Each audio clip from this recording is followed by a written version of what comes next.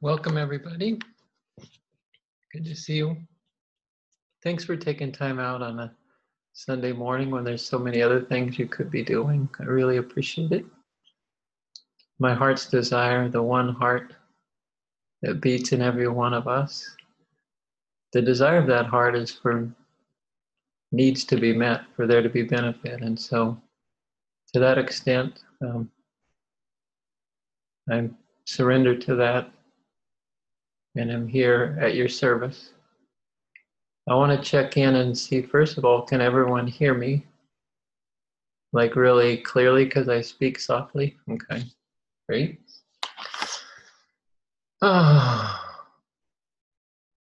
So for many of you, it is 9 a.m. on the West Coast. You're in time zones throughout the world, so I try to make it as convenient for everyone as possible. Those in Australia are wee hours of the morning. I appreciate you getting up. So is everybody really relaxed and settled in? And you can nod your heads if you are. Okay, cool. So I don't know how many of you had a chance to listen to the audio recording. It was kind of last minute, but I wanted to get that out to you. Did most of you have a chance to listen to the audio? And shake your head.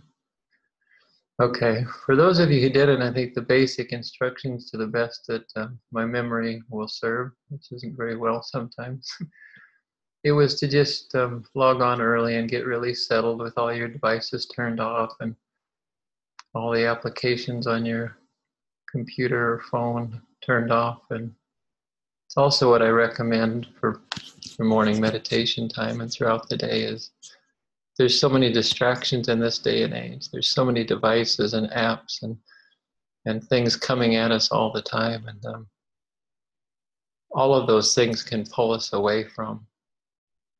And you're all quite familiar with being able to detect between when something has your attention, just because it's the distraction of the character that's always moving outward, always looking for some shiny new experience. And so somebody's not muted.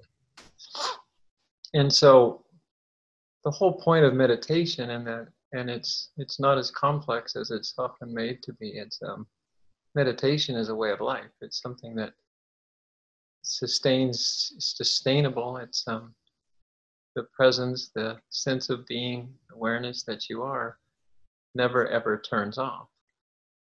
But we imagine that somehow we're disconnected, and the flow is always there. It never disconnects. The only thing that appears to be disconnected is our attention, which is on almost most of the time, for most of us, it's on the content of thought. Because for the most part, we still imagine ourselves to be the thinker, and that the thoughts that arise have something important to say to us. So meditation is just taking a break from that, and it's a deliberate intention to turn the attention, which is one thing for sure that we do have the capacity to control. For example, if you're in a room and you're engaged in a really juicy conversation with someone, and someone else enters the room and just starts blabbing, your attention can either go directly to that person or it can remain in the conversation. So you would tell the intruder, so to speak, like, either please be still or exit the building right away. The same thing, another analogy for how we have the control over where our attention is you're out, for example, you're out taking a little stroll or a jog through nature, and your attention is on what you see around you, your surroundings, prior to when the mind makes a story out of what it considers objects that are separate from. And so the attention is on nature, just taking it in, just letting it in the senses and feeling the direct experience of, wow, ooh, my God. And then all of a sudden there's something, maybe there's a couple or somebody's acting out on a bench in the park or whatever.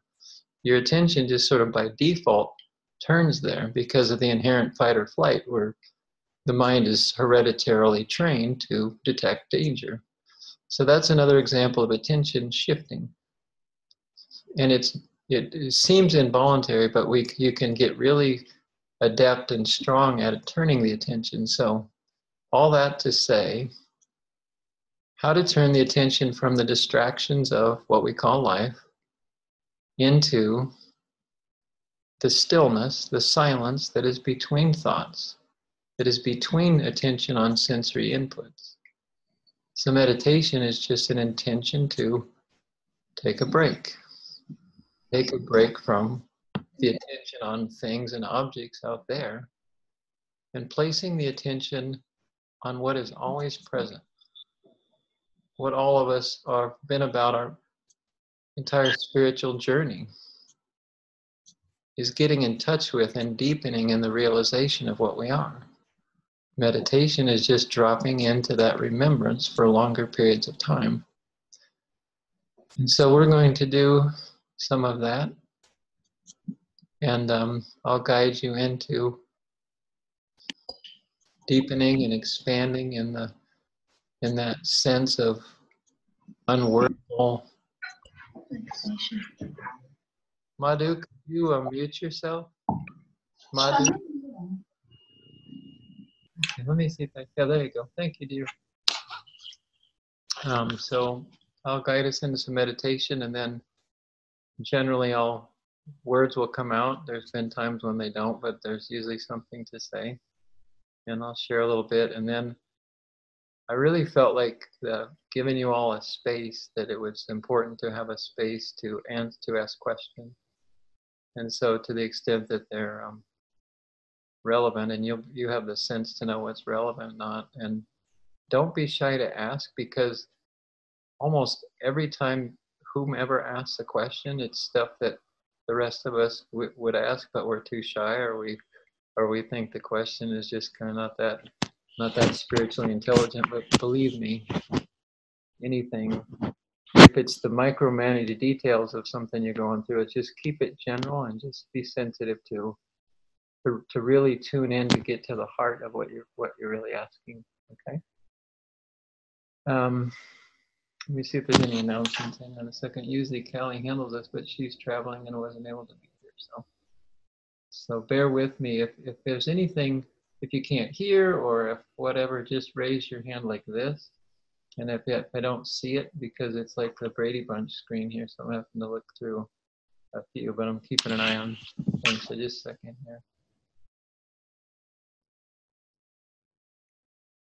Oh, and then for those of you who didn't listen to the audio, I strongly encourage not to message each other. I mean, that's it's a distraction, and as questions arise or you're asking each other or making comments, if you could just hold it, because it flashes on my screen and I'm really focused, and if I see something flashing, then I'll think maybe something's wrong and stuff like that. So if you have questions, they'll probably be addressed during the Q&A, or you can ask them, but just hold those and maybe make a little note to yourself or something so it stays fresh when the time is right. Let me just check for any more announcements, because I don't want to forget anything. Okay, so as we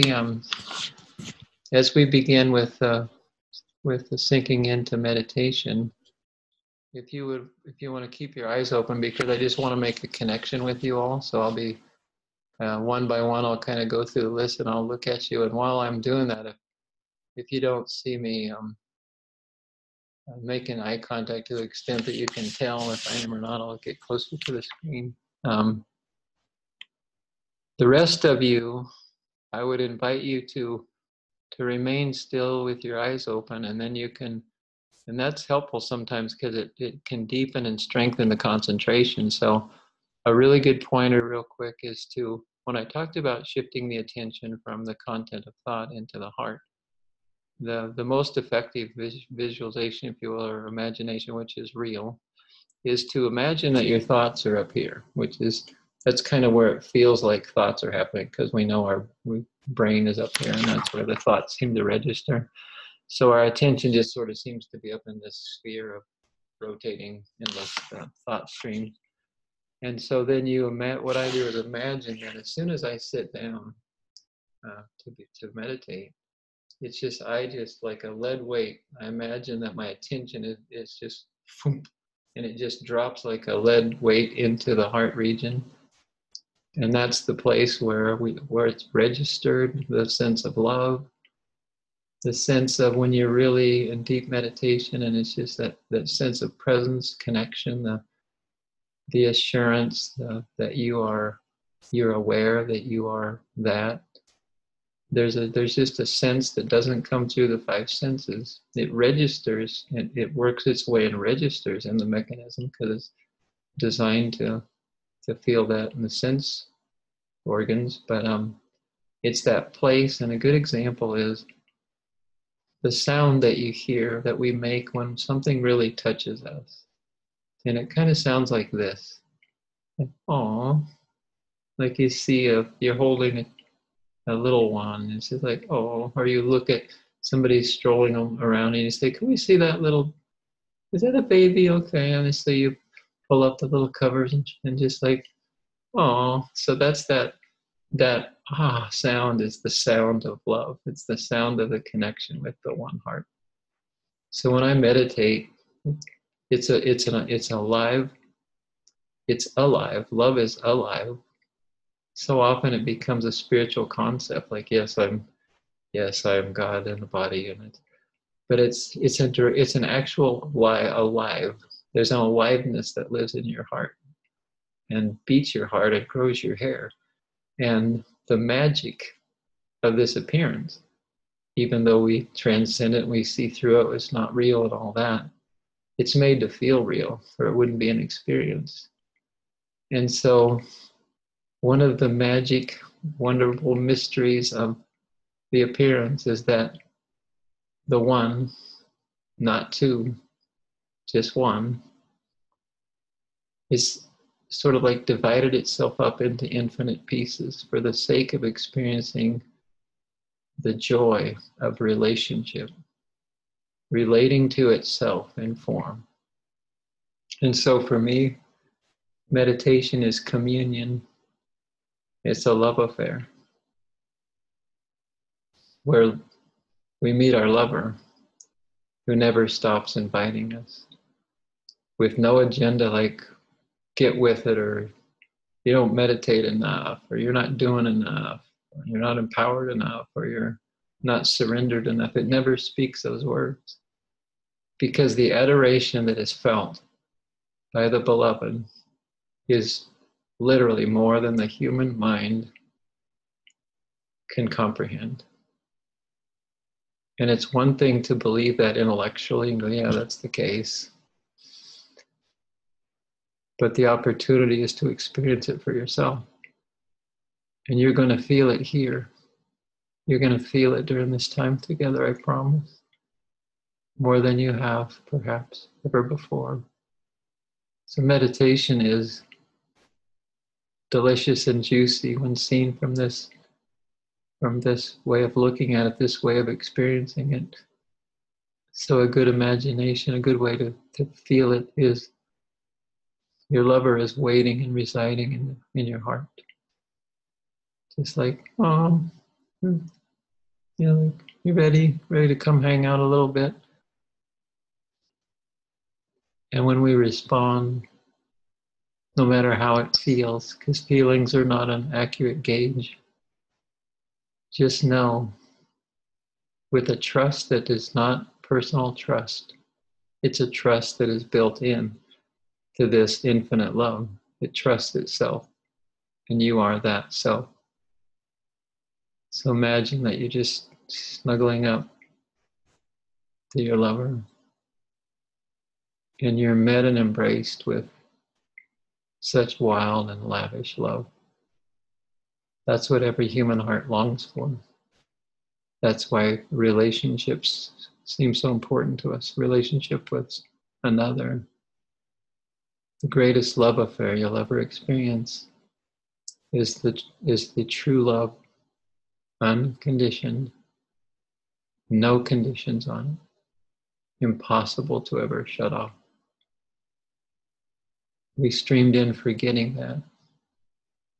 And the whole process that you're going through is to remember by your own direct experience. And that's what we're going to touch and taste today. And it's unforgettable and unstoppable. And it just continues to woo and pull you deeper and deeper and deeper into the infinite depths of this love. Looks like she's frozen anyway. I'll just keep going. So while I'm just looking and connecting with each of you, I want you to be, first of all, sink into that place and feel the ecstasy, the nectar of that. And while you're doing that, then imagine, look at everyone else that in the group and imagine that, and because they are the same heart. So what you're feeling, you're radiating that to each other one at a time and in mass in a group. Because that's one of the themes that I might share a little bit about. It's like the whole notion of group unity, shared consciousness, shared heart. So just radiate love out to each other. And it covers everything. It covers any issues or disagreements or misunderstandings are bathed and swallowed up in this love. So I'll leave you to that, and then I'm just going to go through the list and just connect with you and feel your hearts. I've been doing that for days now, and oh, it's good to see your faces live and in person. So here we go.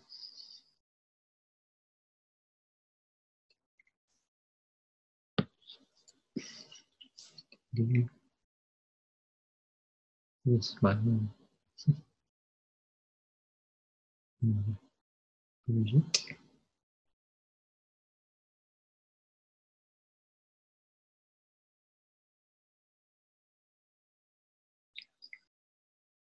Just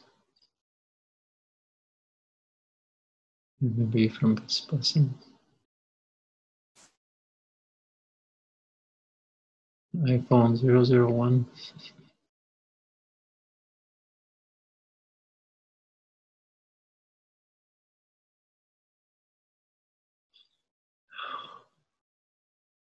Julie.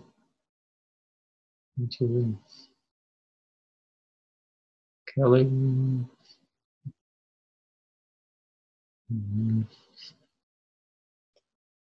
Miss Julie Burrell. My beloved Gail. Hi, Gail.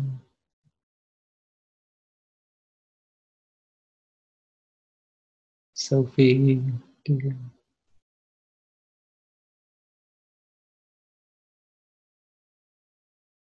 Jenny. Oh my goodness. Thank you. Brenda. Long time no see. Hey, Jim. Good to have you here. Leor. Shalom. Baruch Hashem Adonai. It's the only Hebrew I know. Kevin. I'm Kevin. Martin. Hi, Martin. Y'all are so beautiful. It's just making me giggle inside. Oh my gosh. Shauna, are you there? It looks like a fixed image. Can you nod, Shauna? There you are. Yes. Okay. We spoke this morning. Good to see you in person. Sandy. And Gradient today. And dear servant Luke, Lisa, the long-standing all-in servants of Bentinho and all of us, all of you. Yes. Guys. And then, hi K-Red, you beaming one you.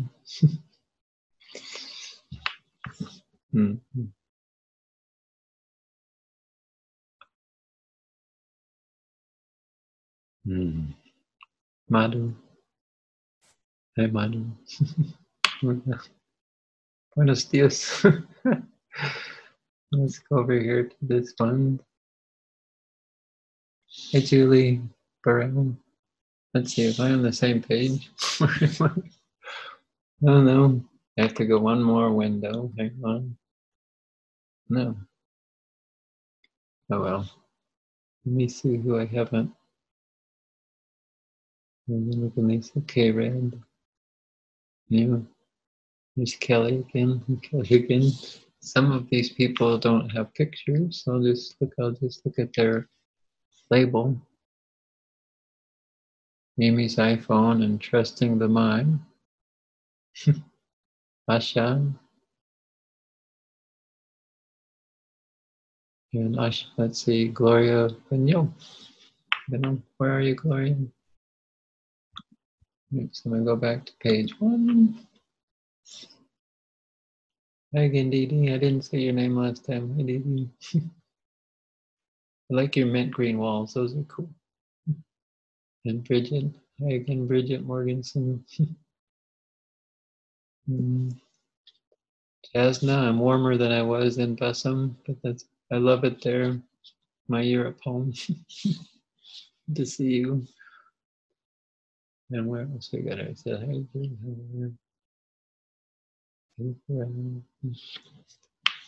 And there's Leor's significant other Shalom. Got up here. When I change page 2, there's no difference. Okay, so now, nice to meet you live.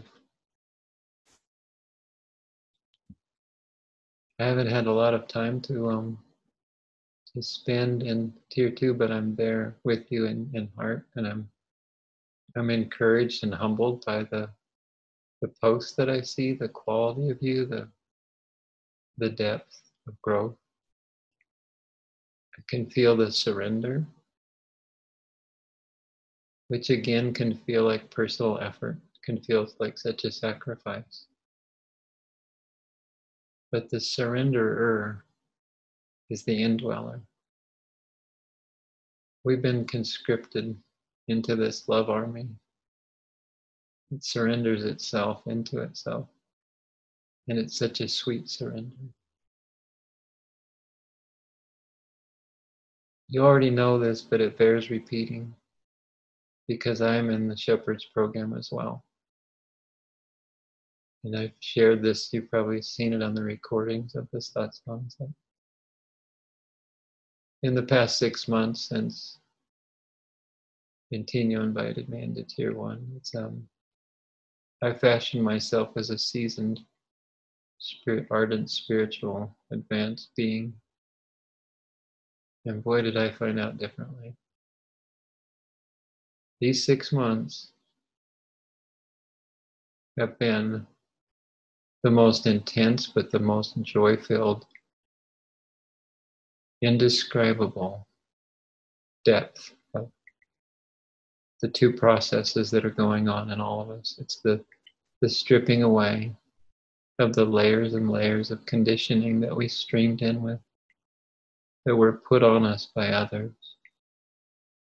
which ultimately was ourselves, which ultimately is the one architect and author of every life expression. Every single detail of your life has been ordered with such perfection. And everything that we go through, even though it doesn't appear to be that way, literally could not be any more perfect. So when what we call pain of the exposure of those things that are so deeply buried and hidden oftentimes, that we literally cannot see them or get to them, we have the good fortune in this program of having a mirror in Bentinho that reflects and finds out every single thing. It gives us the opportunity to do that, the tools to do that. And a lot of times it doesn't feel like love when there's hard sayings that are hard, but they're only hard on the conditioned one. It's innocent. We didn't choose who the input that would come. Ultimately, we did, but in the relative experiencing, we didn't choose to have our circumstances, our parents and teachers and society and government and all those things that we imagine are others. They're separate from us, and we're victims and they're villains, and that too is part of the process, because some of the greatest freedom you'll ever experience is when you're completely free from the very common human story of victim and villain. We set that scenario up in almost every situation. You're in a program to see through that and to let it go. Let the surgeon do its work. And that's what you're doing.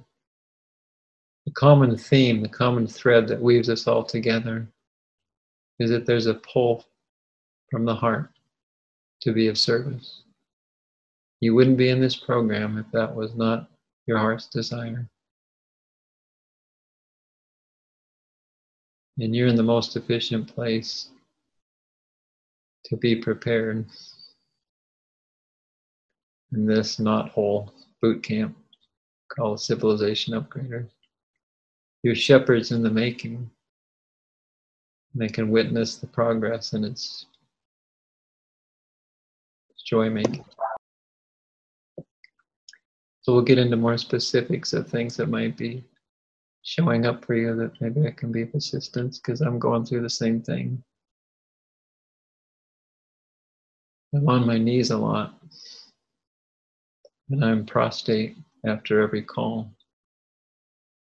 The most important quality of being a shepherd mirror is the deepest humility. In that lies the confidence that Bentinho shared in one of his transmissions. The confidence is growing, and it's not confidence in the person. It's confidence in the brilliance and the genius of the one shepherd that is equipping us to be that, to bathe the planet in love. What's happening now is a revolution of love. It's not necessarily going to require a lot of words. People are going to wake up when they feel love saturating every molecule of their being. And that's what y'all are radiating. And more layers that obscure the light are being removed in the processes that you're going through. A lot of it takes place in your interaction, in your small groups, and in your posts. It's a great opportunity to be found out. Am I getting validated? Did I post something awesome enough? How many likes did I get? Hope there's somebody disagrees with me. Well, I better set them straight. All that stuff is common. We all go through that. I found out that I apparently had a tremendous need to be validated, to be acknowledged. The root was so deep, it was such a blind spot that I couldn't get to it. The good fortune of being in close contact with the brightest mirror, who lovingly and gently showed me that. And that's what y'all are, in that same reflection of your own heart, the one heart. I want to encourage you that you're doing great.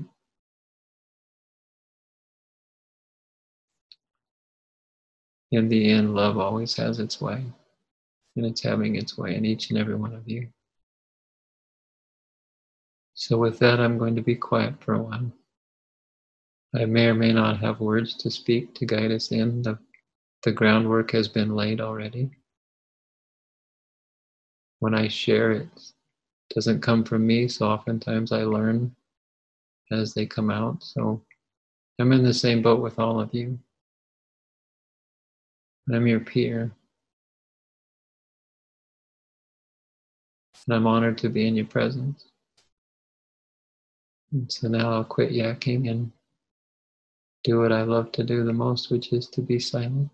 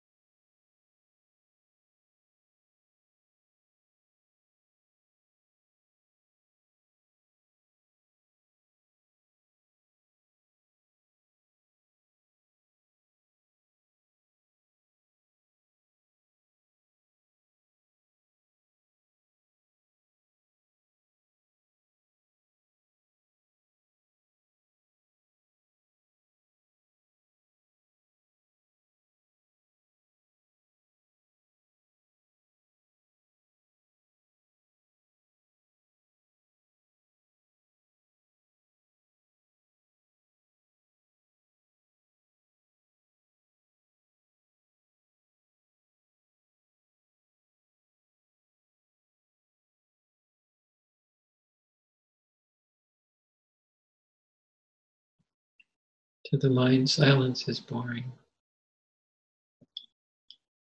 It doesn't have a job. Sometimes the mind pretends to be silent. It's quiet for a while to appear spiritual. True silence is the essence that permeates all of creation. Everything that we experience in every realm has as its essence silence.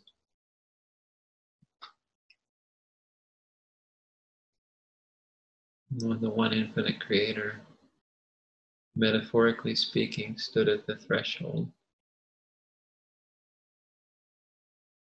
appeared from out of the absolute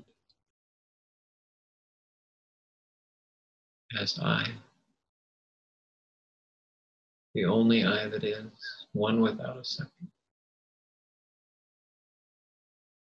The I is silent. The essence of being is silence, which is more than just not sound. It's no movement at all. The I that doesn't need knowledge to know that it is everything and nothing. The I knowing that it is everything.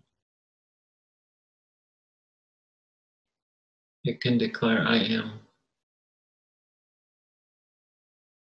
I am, fill in the blanks. Infinitely, I am everything.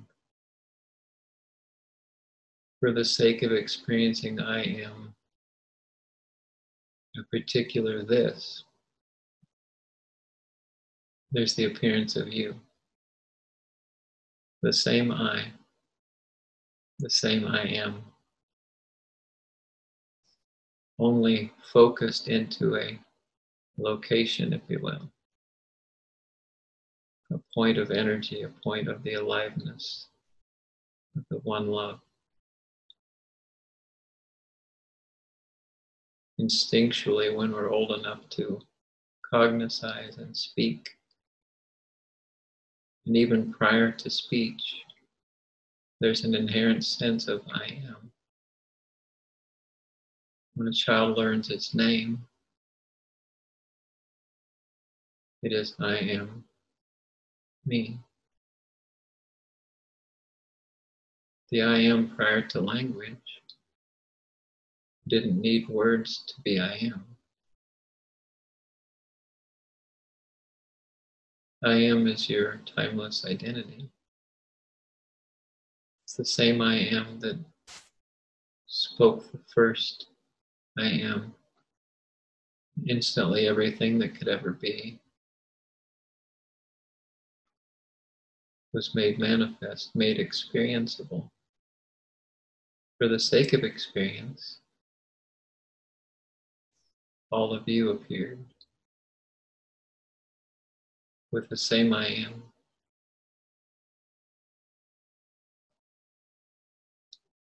And then the mind, like a tape recorder, took in outside input, formed a story in the mind. I am so-and-so, and I like this, and I look like that, and I'm a million things. So the identity of that original I am was hijacked, so to speak. The I am, the body mind, imagined that it was separate.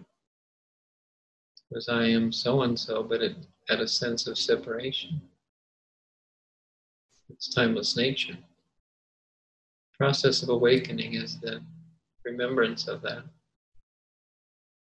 It's like a time-release seed in every being that eventually the nudge comes from the beloved to wake itself up, so to speak. All of you have had the nudge and you've woken up. Sometimes it feels like you're still identified with the hijacker, the mind. Imagine yourself to just be you, separate from God, separate from what you know intellectually to be you. In meditation, the experience is the dropping away, the attention turning away from the imaginary, storied I am to the original and only I am. In the silence, there's no need to reaffirm one's ultimate, infinite identity. Silence doesn't need words or action or movement. It doesn't need to remind itself if it's awareness or awareness aware of itself or I or anything. It just is. So that's the silence I'm talking about. Always accessible. And the more you go there, the more you put your attention there. At first it will seem like a second or two, and then thoughts, sensations, which are bundled up with thought. And it's simply to take all of those thoughts and sensations. Don't judge them or argue, just drop them into the silence where they dissolve.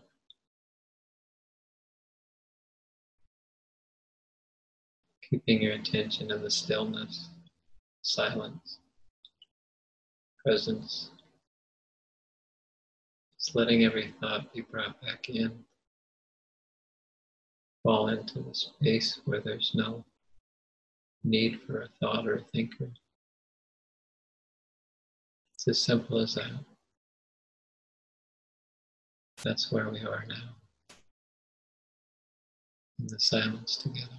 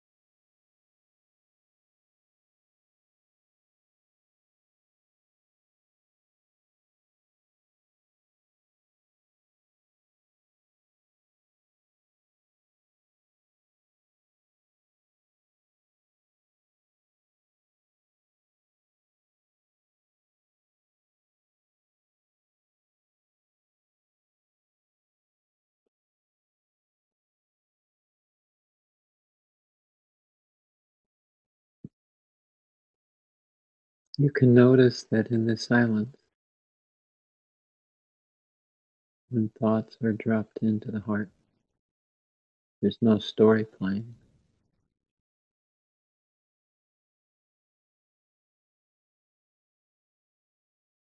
There's no conflict. There's no suffering.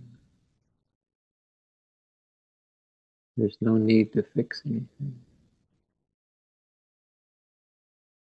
No need to hunker down or beat oneself up or beat each other up.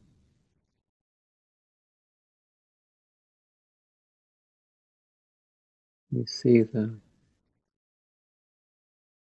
nature of desire, the nature of experiencing from a standpoint of chasing. If I just had this experience, or if I just had that thing, we all have been at this long enough to know that nothing satisfies. But here, satisfaction is built in. Even this, the concept of dissatisfaction doesn't arise here, nor does satisfaction. It just is. It's full, complete. That is bliss. Definition of bliss, from my way of seeing. Bliss is the absence of needing or wanting anything to be different.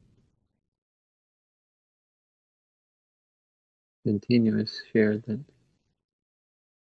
when people ask him, well, how did you get to where you are so quickly? You're so young. He said that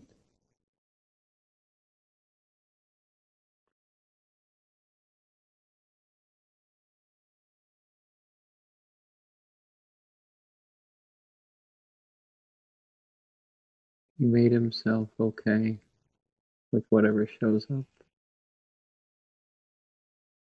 Absolutely no need or want anything to be different. That is complete satiation, complete peace, complete freedom.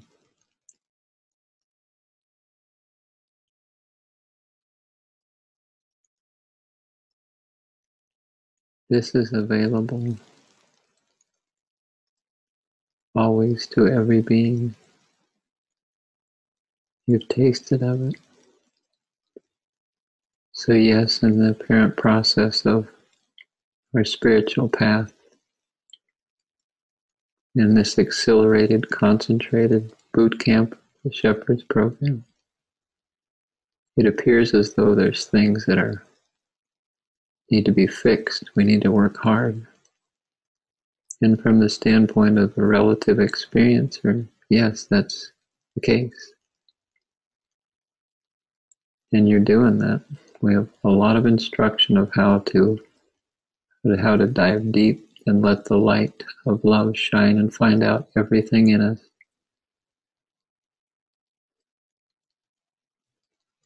And at the same time, we can take a break from that and turn our attention into this already completeness that sees from the infinite perspective that all is well, that everything that is just, it's for the sake of experiencing. Because I am everything includes everything. Everything wants to be experienced. It's not like want like it needs it to be. It's the nature of everything, is that it naturally already knows itself. And it experiences that knowing through you and me and everyone. So in the relative experiencing, after awakening, there's access to the entire spectrum from the infinite birthplace, if you will, of all of creation, manifestation, appearance, experiencing. One can zoom out to that where I said I am. And you can also focus down. Somebody's unmuted. Everybody check to make sure you're muted, please. And so it's like you're a living zoom lens. In a lot of cameras, the lens will have two settings at each extreme of the lens. The most wide open, vast viewpoint is infinite. And then as you focus down to as tight as the camera will go, you're a living zoom lens of experience, infinite godness in a focalized point. You can zoom all the way out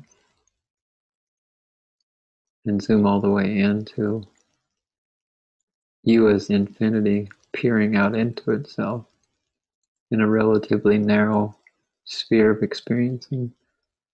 So all this to say that when we get bogged down in the how what we're going through is just so important and it's so painful or it's so ecstatic or whatever, your eternal, timeless resting place is here in the heart that is completely content with exactly what is. Give yourself frequent breaks. It's made to feel like it matters for the sake of experiencing the celebration of infinite love appearing as everything. More and more what you'll begin to experience, and you already are probably, is that the experiencing and creation, the manifestation takes on a whole new flavor. Seeing through it as an illusion at the same time, savoring every glance of the unspeakable wonder and majesty of creation. I'm going to invite questions now. They can be around if you want tips on deepening what you felt here, making it more and more of your daily experience. You can talk about things that have come up in your process.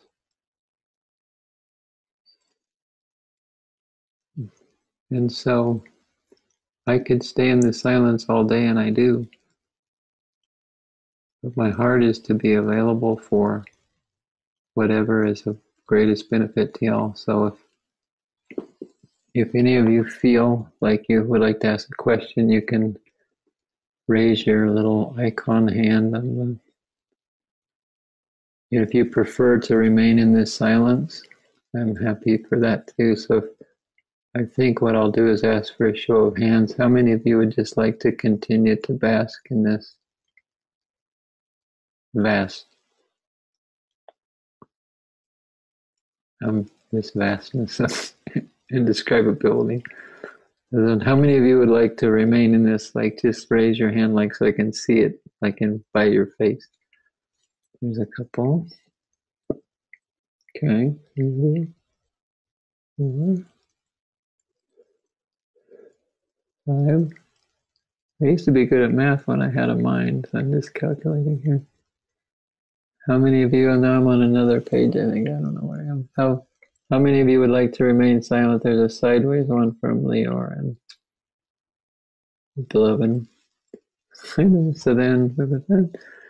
So then I think what I shall do is let's just stay dropped in, and then I would say if someone has a question, unmute yourself and just maybe just say is now a good time or whatever, and we'll just all sense into it together. But I'm going to mute myself again and just enjoy this communion together with you, beauties.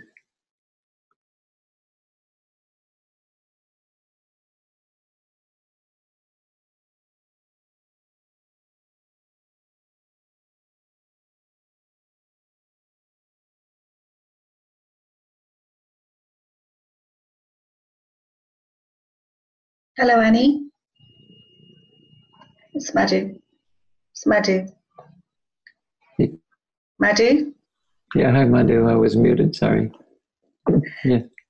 Uh, I want to do meditation on a daily basis. Mm-hmm.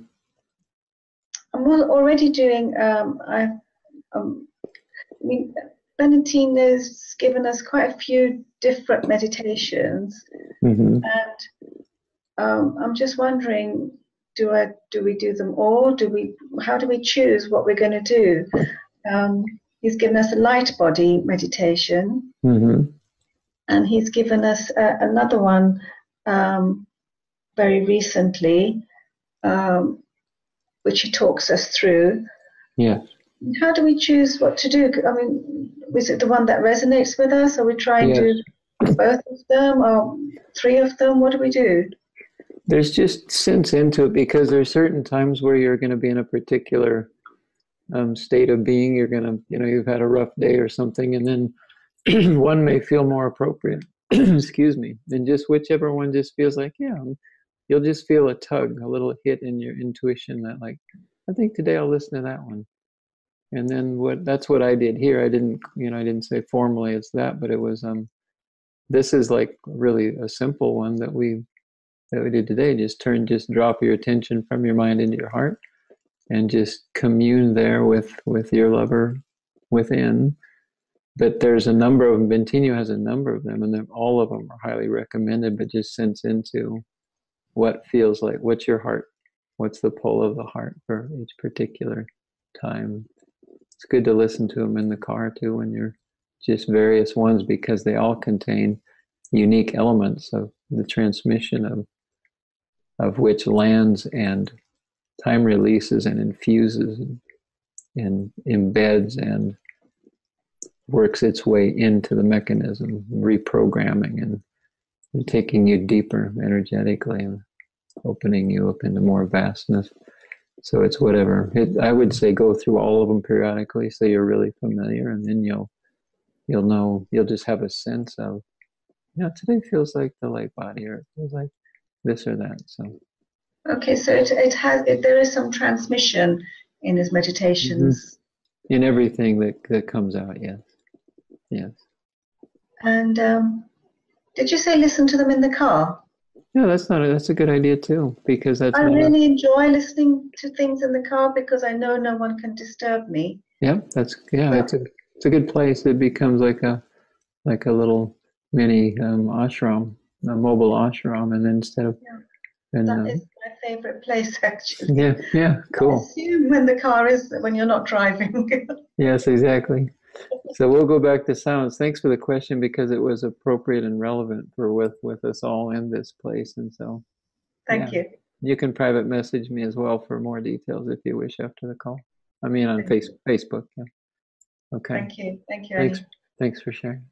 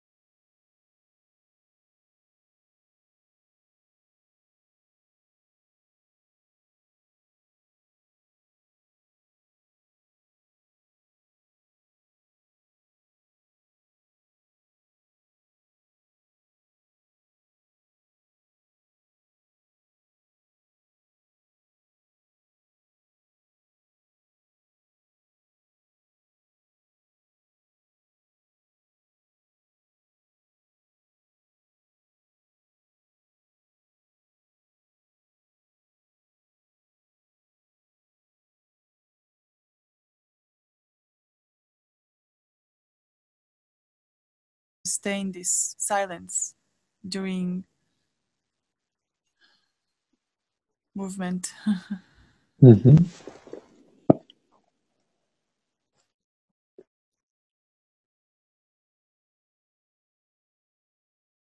Was that a question, Leonor? I just caught the stay in silence during movement. Was that a question, or were you? Yes, to sustain this silence through every day, like as you said, through hours. Okay, yeah. So when I speak, does my picture get big where you can see me more, or do I stay a thumbnail when I speak? I can see you. But do I stay like this, or do I come out like this? Big picture. You're enormous. No, but I mean, really. Because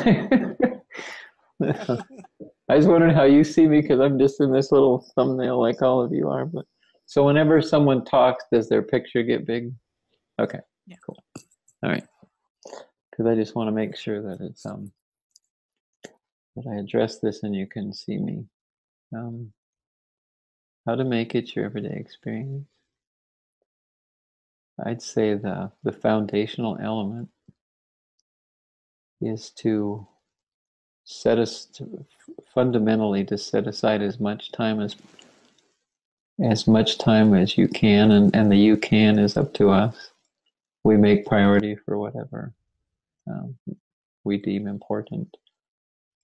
And at first it may seem like a bit of a chore. So it's like the most, to me, like there's something magical about pre-dawn. It's just, I think it's energetic because at least in the part of the globe that we live in, there's almost no activity outside.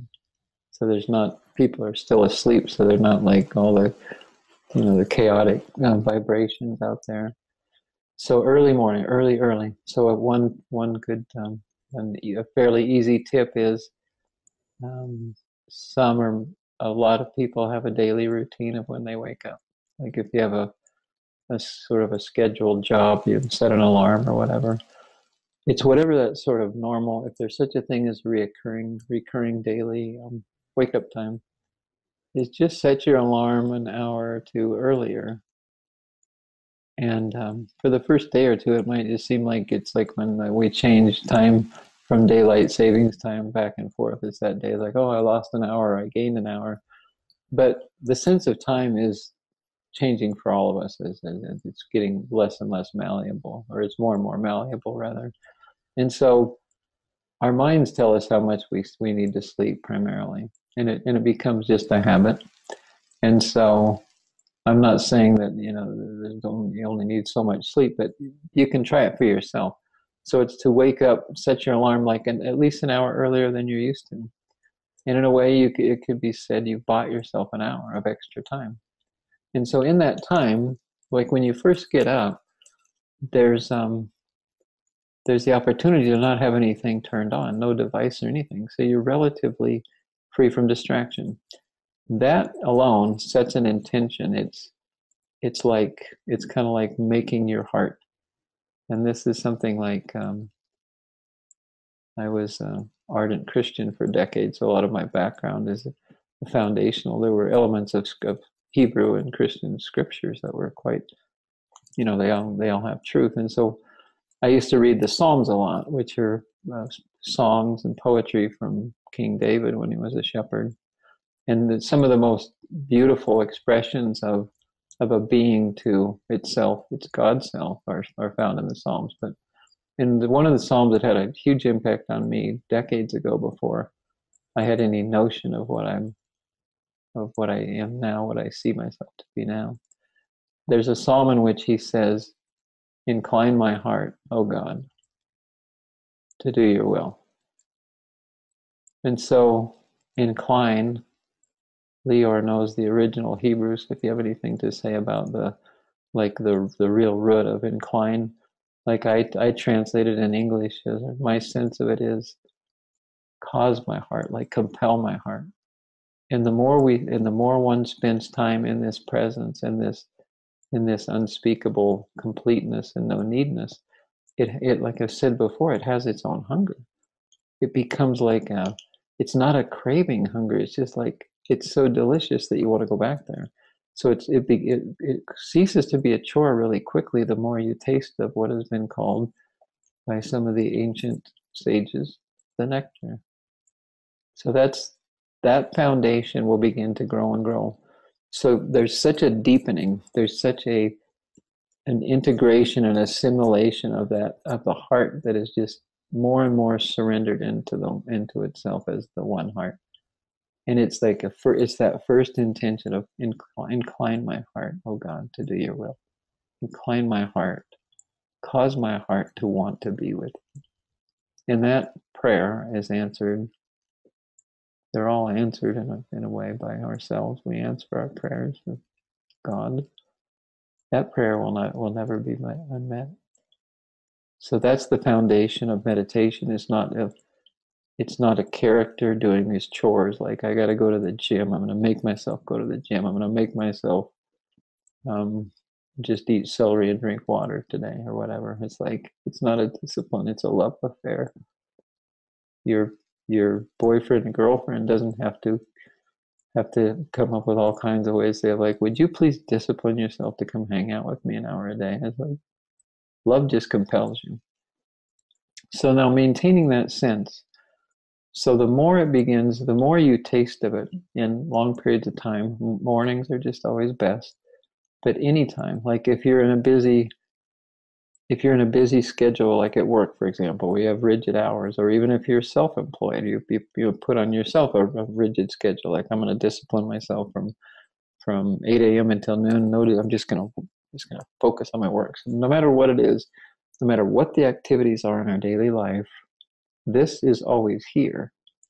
But the attention appears to be, especially when we're really focused on something where I've just finished stumbling through my own construction of a website, thanks to some nice templates and Gail and her husband and a few others and GoDaddy tech support. But anyway, there was this on me to do this. It wasn't like, man, I really need a website. It was just like, oh, I would just wake up and it's like, oh, website. So I'm like, so the movement was easeful and stuff, but still, when I'm trying to remember, I clicked there, and now, oh, this page appeared, and okay, that looks pretty cool. So then I mess around with that page, and then I forget what menu did I just come from to get here. So my attention is tightly focused, but the underlying, it's like the background field is always, it's like I'm being held in this. It's like my lover and I are typing and we're clicking on menus, and so it's just and it's not like every three or 4 minutes I'm like, oh, what, am I still connected? No, I'm too focused. But and if the focus is so tightly in on what's going on, the task at hand, that's okay too, because you're still in that. It's the communion out. You're coming in. That's where the action comes from. It's in this sense, the experience of what the being that is running you, that's doing all the movement anyway. It's just the mind that imagines like, oh, this is such a chore and I'm so distracted and all that. It's always running. And so it's really a matter of, are we noticing it or not? Is our attention on noticing it, or is it on the fact that tightly focused? And so there's another really key element, is letting oneself off the hook to always be thinking for a sense or a feeling, because then it just becomes another experience that's a chase. So it's that constant assurance, just like that you're awake and aware. There's certain things experientially. And in the same way, that this connection, this depth of connection and communion with what you are, is never broken.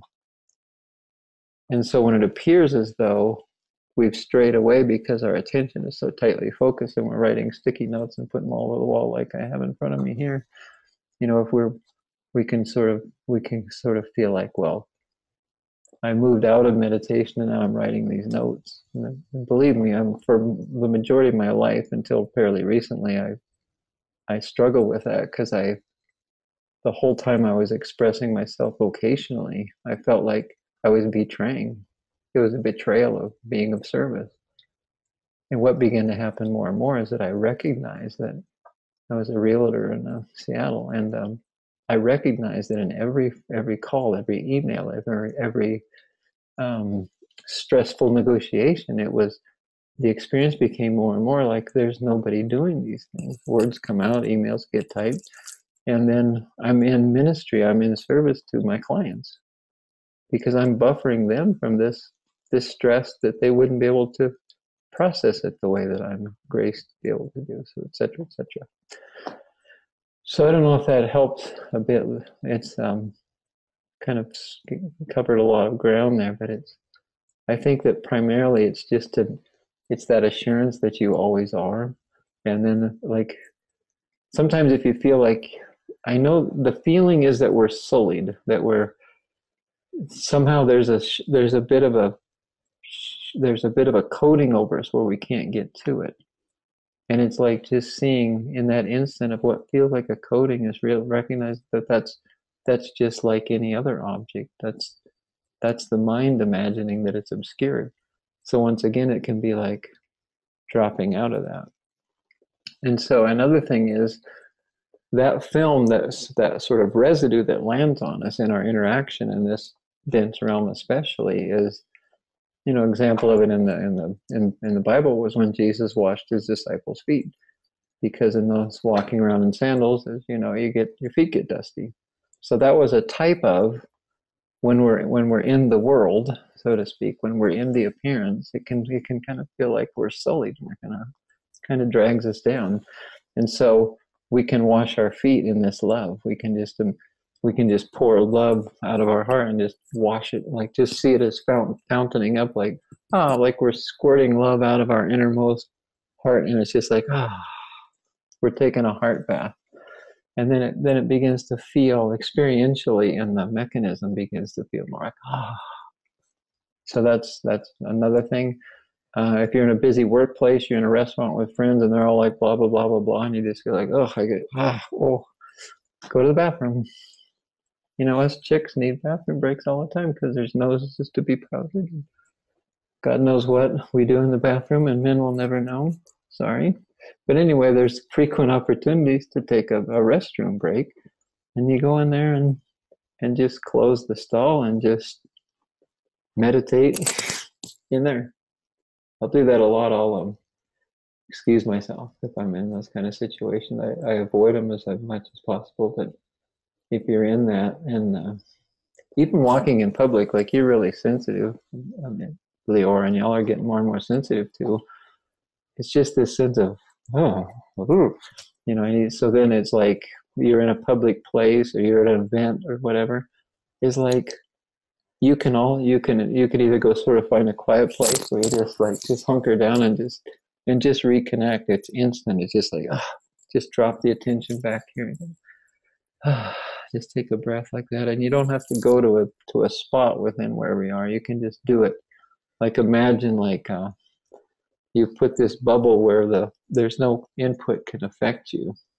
So like in all this Star Wars and all those things or especially Star Trek, that they put the deflector shields on and all that. So just put a little deflector shield around yourself, and then without even going anywhere different, and people may be chatting at you if they don't.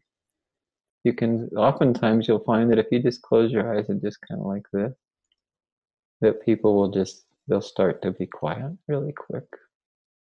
And it gives them a taste of it too. So throughout your day, like you are so all in to this, like you want it. The yearning of your heart is there, like it's there.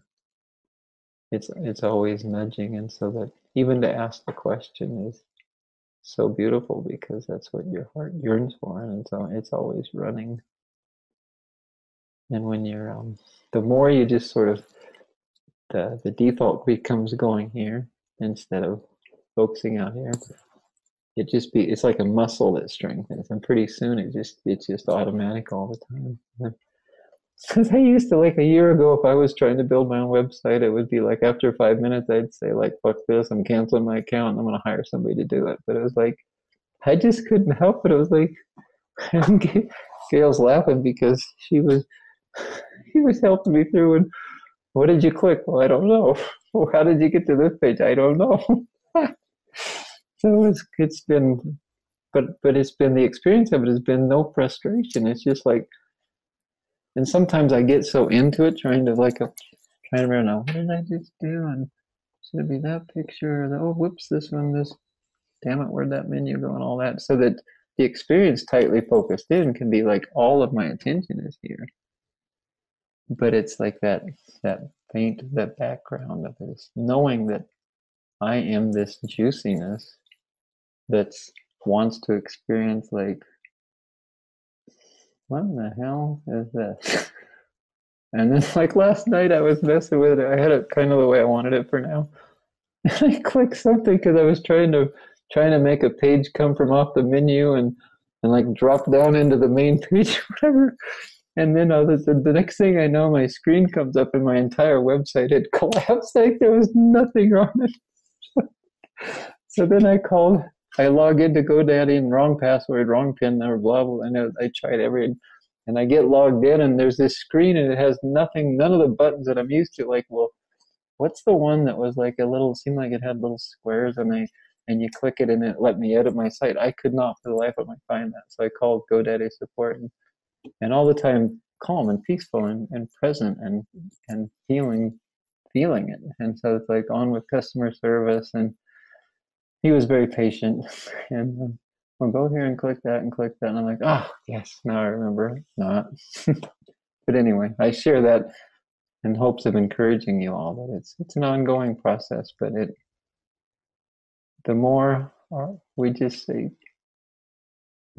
feel into your heart, it wants it so bad, and just like, oh, and it just becomes more and more of a default. So yeah, I hope that helps. Yeah. That's a great question. Thank you for asking that.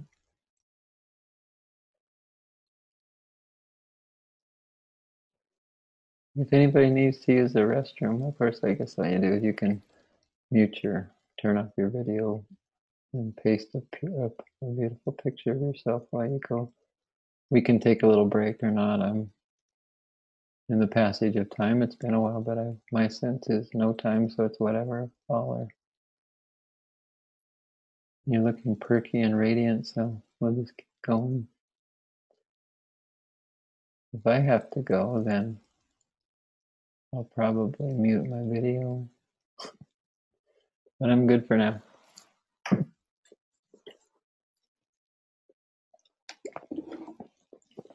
See, in this connectedness you draw out of this mouthpiece, it's the same well. So when y'all ask questions, you're pumping the infinite well that you are.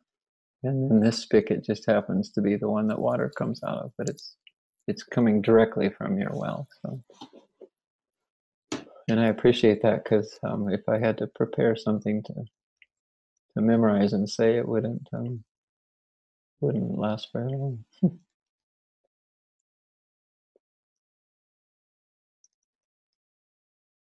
There's a lot of people whose their name is there and they're muted, or do you think, are they not here, or are they just and I haven't seen that before. Yeah, I'm just curious. No biggie.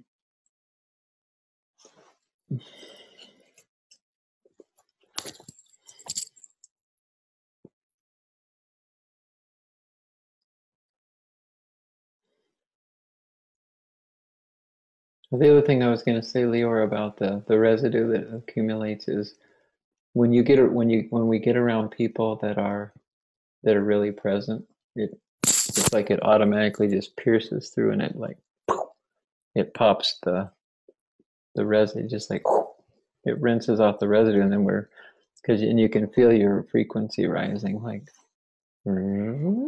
really quick, and so y'all are that to each other, and so a thing to be mindful of in your interaction on Facebook is, before you post something, just really be with it, and not to just stop posting, because that part of the process is that's how we learn, is we put things up and then we, if you're like me, it's oftentimes like, oh crap, I already publish, and oh, maybe I shouldn't have said this, and oh dear. And so, but before before posting is like to just really check in and go, number one, is this a benefit? Number two, is it, how much of it is me? Because I just feel it's so profound that I'm subtly hoping that everybody finds it the same way.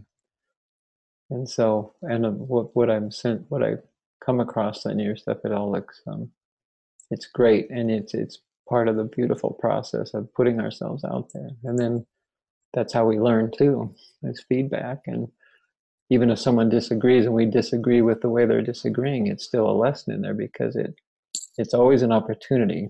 Everything is a reflection of us. So when somebody responds to something, it's like we're just asking ourselves, what was that? Was that authentic? Like, is there some me in there? Like, find me out.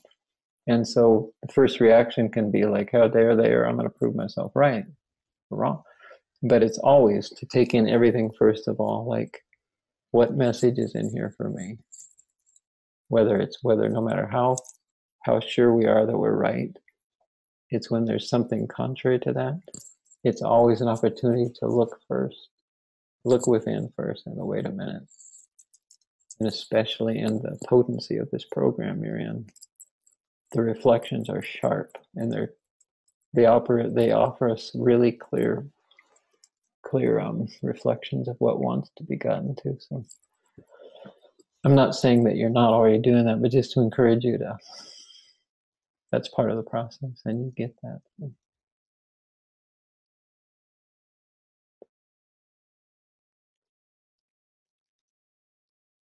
DD, where are you? Like, what part of the globe? DD. Hi. Yeah.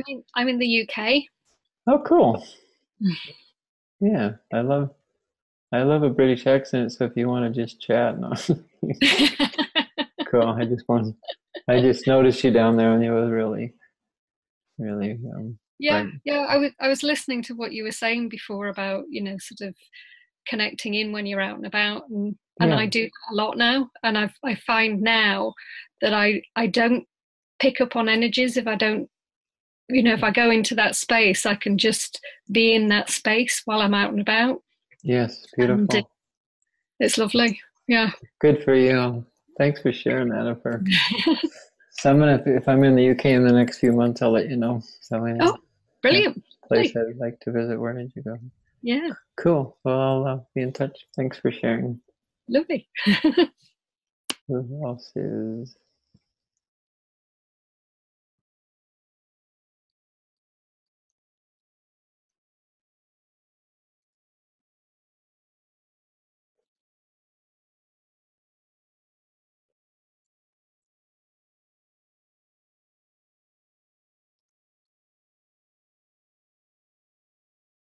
Hi, Annie. Could I ask a question, please? Is this Julie? Because I was just reading. Yeah. Oh, good. Because I just now saw your message, because I don't notice them down there. So yeah, you sure can. So let me go find where your picture is here. I'm going to bring up speaker view and see if that does it. Julie, there you are. Hi, Julie. Hi. Thank you so much for today. Oh, you're so welcome. My tears have been flowing just from my heart. Thank you. I'm grateful. So I took away my video. What do you because mean? I wanted, I crossed my video out today, but I was still listening to all that you were saying. But I had to go to the washroom, but there was this is what I feel stuck in a default program of eating. It's like, as much as I was opening today and allowing and loving and feeling it all, there's this little thing that's going, food, and I know it's happening. I see it, and the food represents life and fun and interest and it is fun. Diversity and sweetness and joy. Yeah. And yet it's not feeling it feels like it has that I'm giving control to that. Mm-hmm. It's not something that I'm able to go, well, I am able to say, no, I don't need this. Mm-hmm. So I'm just opening for, this is such a huge, long time pattern for me. Yes. Yeah. I'm feeling into it now, and because there's a million things I could say, but I'm gonna speak directly to I'm feeling into the root of it. So just a minute.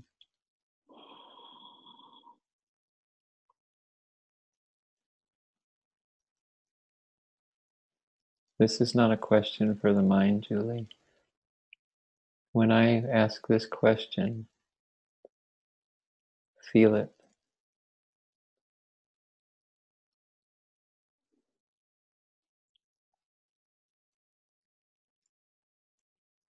Your earliest memory of the sense that you just described of what food means to you. What's the earliest memory of a relationship with food, to where maybe it felt like comforting, maybe it felt like I don't have control over much, but by God I can control what goes in my mouth. Just to feel if something arises.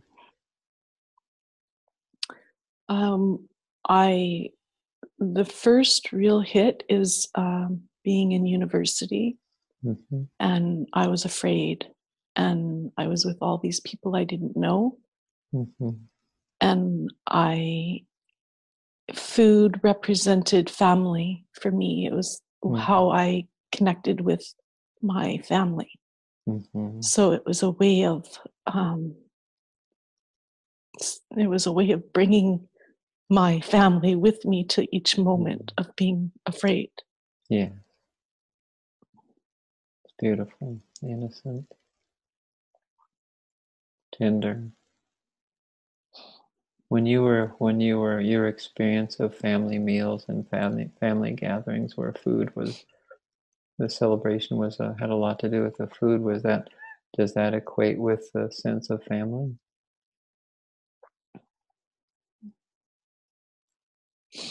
The reason why I knew there was something out in university is I would make the same amount of food that I would cook for my family, but I would be only cooking for myself. It would be way too much food.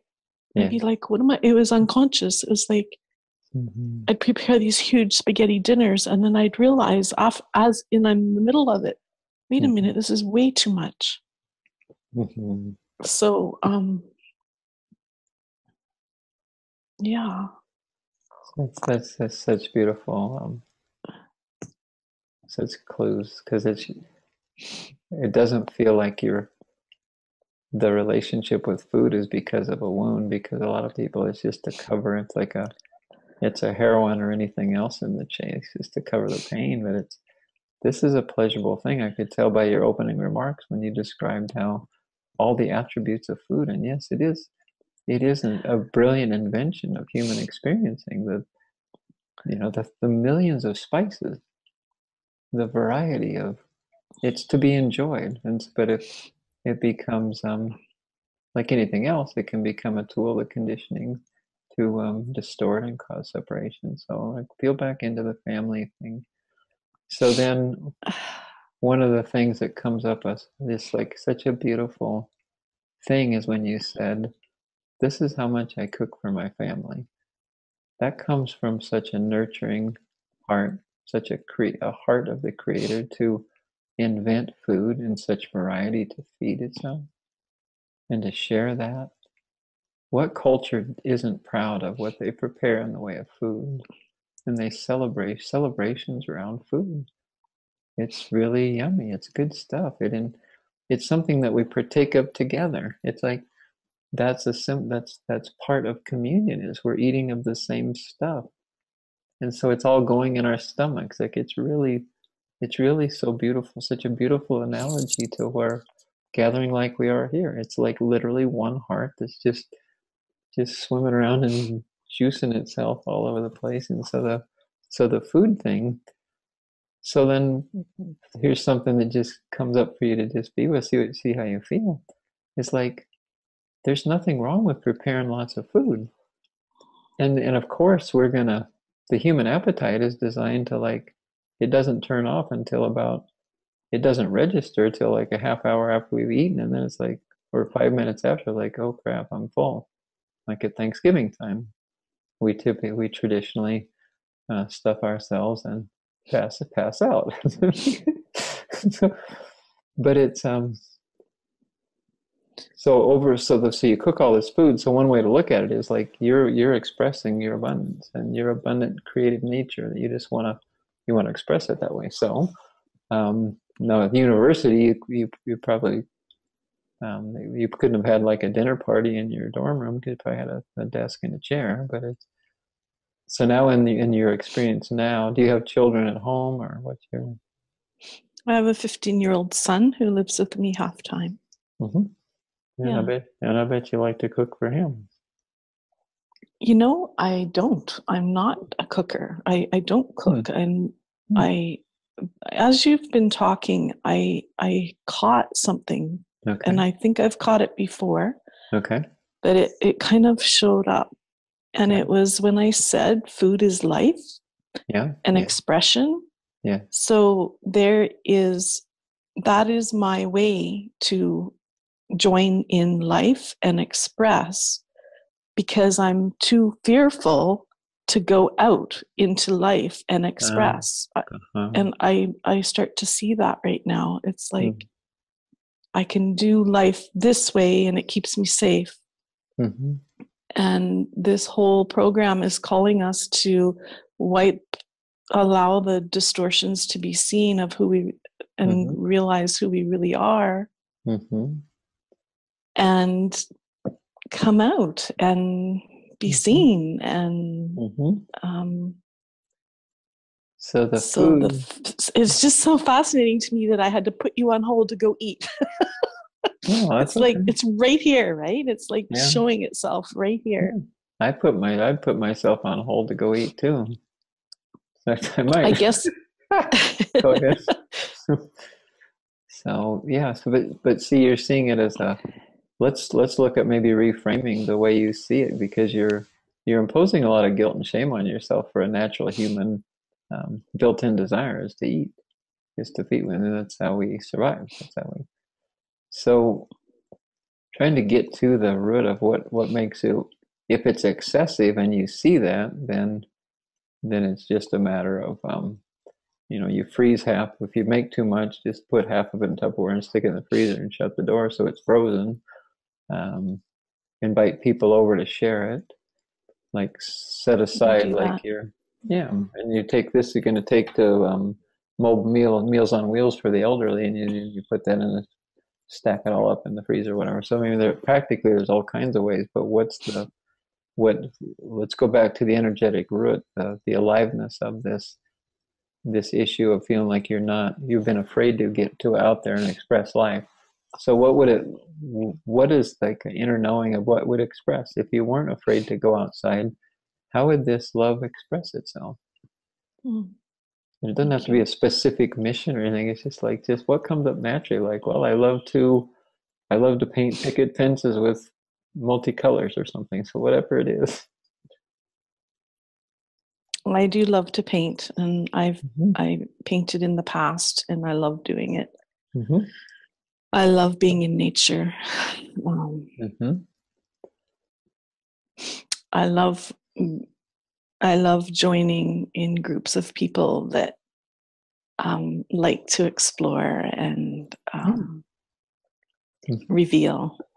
Yeah. So do you have exposure to a few of those options to do that? Yes. Cool. Let's do more of that, and then invite them over for meals, and then go for a walk. Make fresh spring roll, organic grain-fed shredded carrot rolls out of imported spelt or something. Just kidding. No, but you can express. No, you can express yourself that way. Like, you know, you're life-giving. So you take, like, say you cook too much. Well, then say, hey, everybody, let's go on a nature walk, and we'll just have a quick bite, or we'll take a picnic with us, or whatever. Because the food is a symbol, and it's really beautiful because it pointed you right to you. You answered your own knowing, and so it's like, so what obstacles do you imagine in your daily life that prevent you from doing those things you just said? I love to explore with people, small group chats, walking in nature, painting. So what do you imagine are obstacles to that?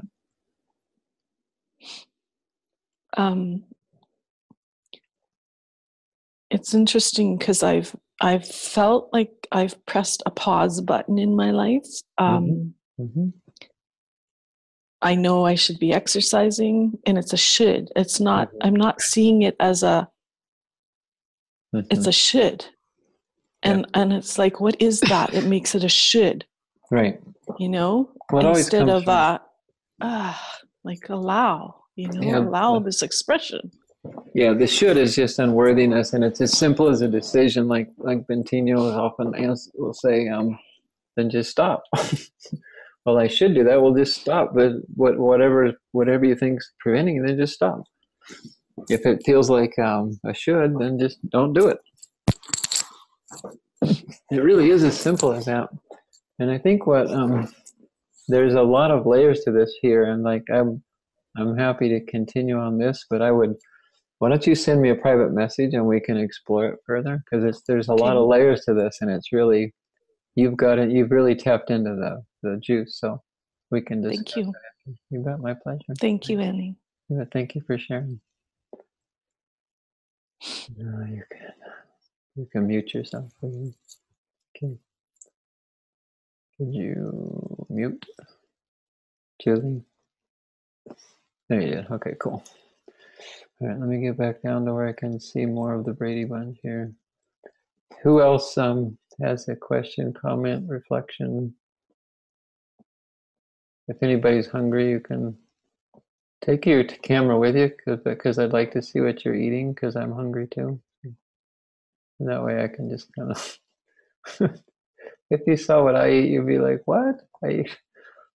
But I'm very simple, and I eat the same thing every day. Bananas, pineapple, little tomatoes. Cause I'm on a fruit diet, basically. When I got to Bussum in the middle of August, I'd accumulated a little weight from our retreat travels, and so I get to the point where I'm so disgusted that I'm just like, all right, this is it. So I asked my body to please speed up the metabolism and diminish the hunger. And there was one of my beloved friends at Bussum at the monastery said, hey, we're on a fruit diet. You want to join us? I said, yes, please. And so anyway, but I digress. Who has anything they want to talk about? Kevin Trainer, I just checking in with you, see how you doing.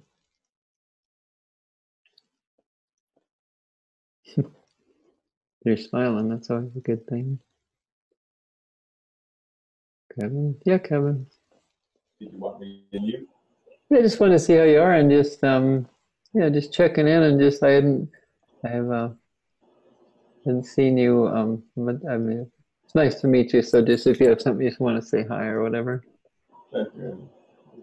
You're welcome. It's nice to see you. Yeah, you too.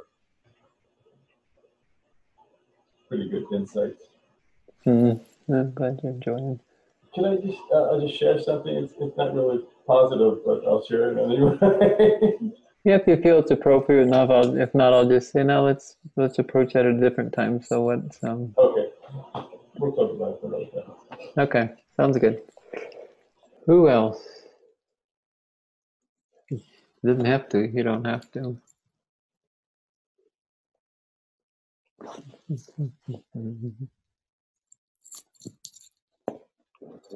Hi, Gloria.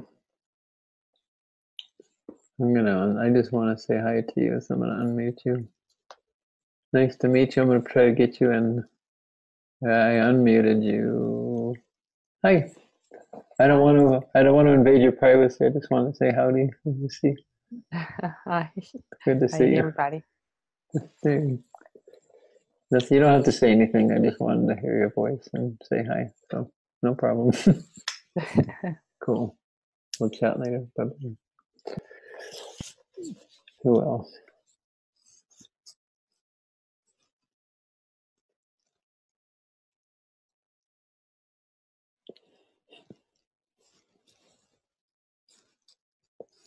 Someday the technology will be such that we can share food online. So if I go eat a banana, I can just, if I want to share a banana with you, I can just like put it inside and use it. That's coming anyway. Annie, I have a question. Is that Madhu? Madhu? Okay, hi Madhu. Sorry, the light's gone off in here, so you can't see me. When you say that Bentinho does transmission, what do you mean by that? Maybe that's something I said that I'd probably go into at another time or privately. It's the words that come out of the vastness have a vibration, as all communication does. His is high frequency and high potency, so we all transmit the frequency where we're at when we're communicating, but it becomes more and more detectable as your own vibration raises, as your own awareness expands. And so what you may not be able to put words to it, but after the calls with Bentinho, it's the mind is still, because the frequency of the words, or the nature of it is it pierces right into the inners, and it bypasses the mind, and it arrests the mind to where the intellect is not able to try to tape record it and memorize it. So it's energetic words, and it's so much is contained in the vibration of it. And so I won't go into a whole scientific study of that, but it's if you've read some of the ancients, you've read about Ramana Maharshi, probably most of you. The vast majority of what he communicated was silently. He didn't speak for 12 years after he woke up. He didn't utter a word for 12 years. And for the next several years, maybe a sentence or two. He didn't start speaking out loud until later on in his career, that he wouldn't have called a career. So there's a transmission in silence as well. From all of you, you communicate in silence. If you're a parent and there's a certain look you give your kids, they know. They interpret that. They know what that means. So anyway, if you want to private message me for more on that, we can share more. Okay, I'll do that. Thank you. You bet. You're welcome.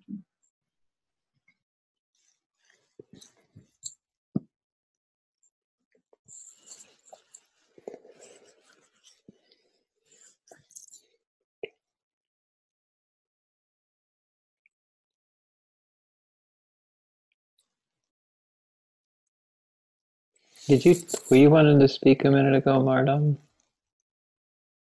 I thought you were starting to. I thought you raised your hand a minute ago. Did you want to say something? Sure. I've just really been appreciating connecting as a group, meditating in silence. We're just talking about how speaking or communicating without words and that vibration, and I really do feel the amplification, like when we connect in a group. Yeah. And so I'd like, when you asked, do you want to stay and bathe in this? It's just, I really do feel the amplification.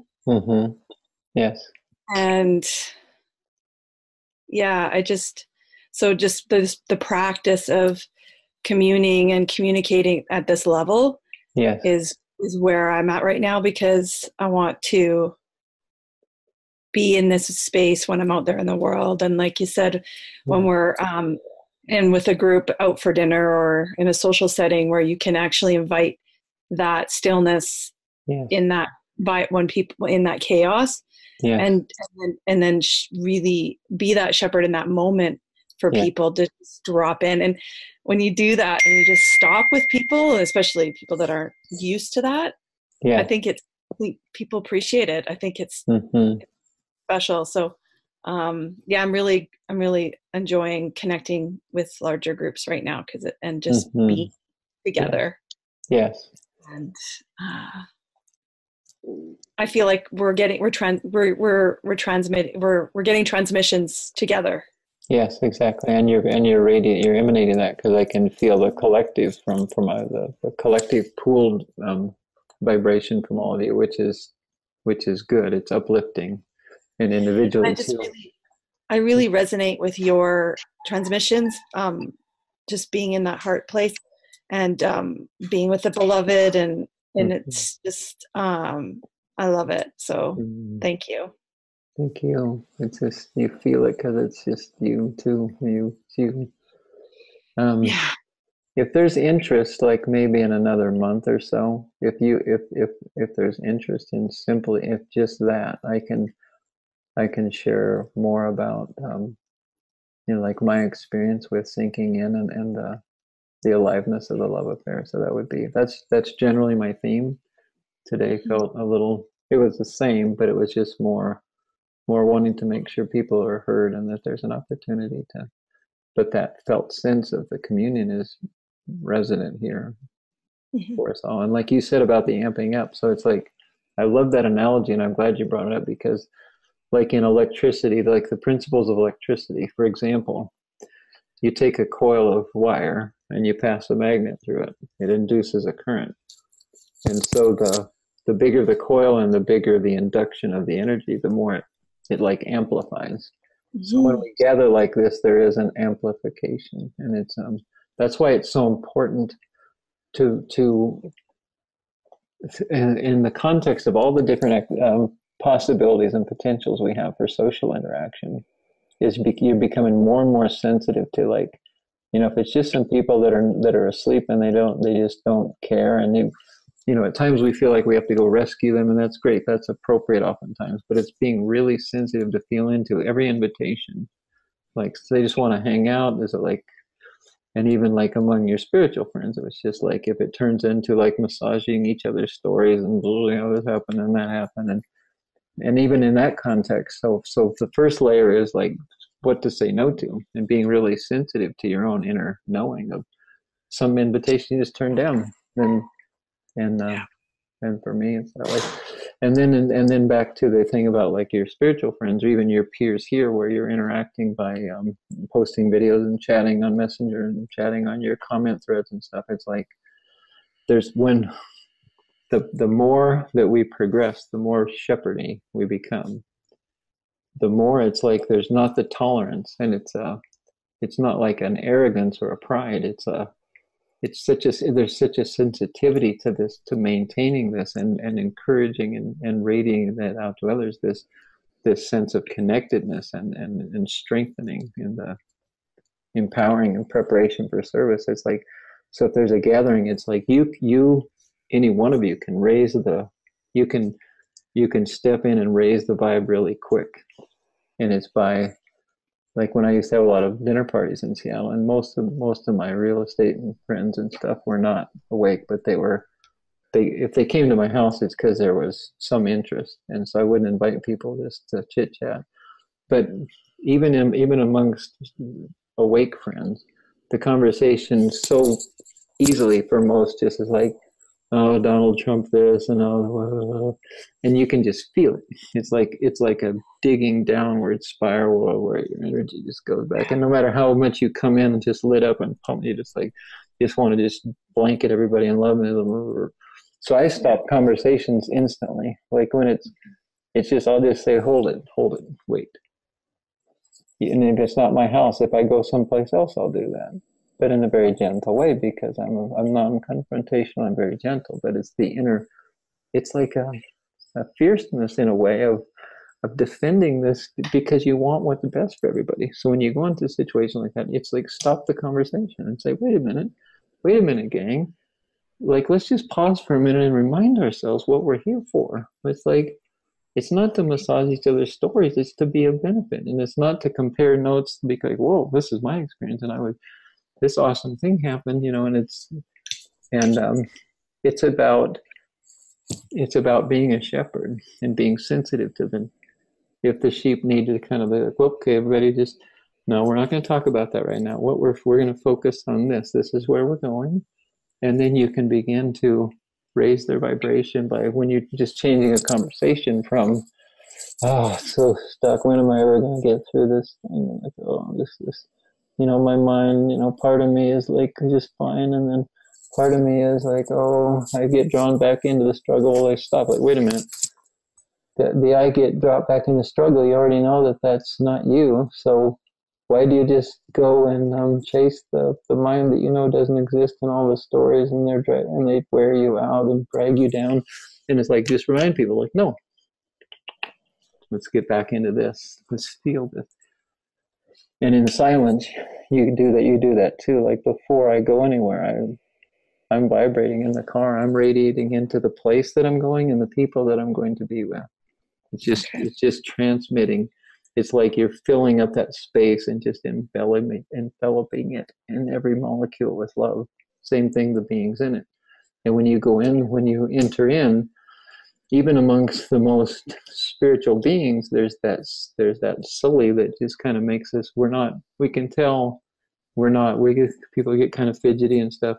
You can pierce through that in a hurry and just like blanket it with love and just pierce right into that with your presence. And another thing that I mentioned earlier was in conversation, like when I was at Barlow and facilitating people come ask me questions, I would be in like just a connected presence with the person, and then people would feel the vibe, and they'd be blah blah blah, and they'd want to just come down and chit chat, and I would say no. They would say, "Can we sit here?" And I said, "No, not right. This is not right. Just feel into it, and you'll see why." So it's become, as shepherds, it's like we're called to a higher standard, and we're being prepared for a higher standard. So anyway, enough. Thank you. You're welcome. Thanks for the question. I think it's beneficial for everybody. Okay. Look at a message here.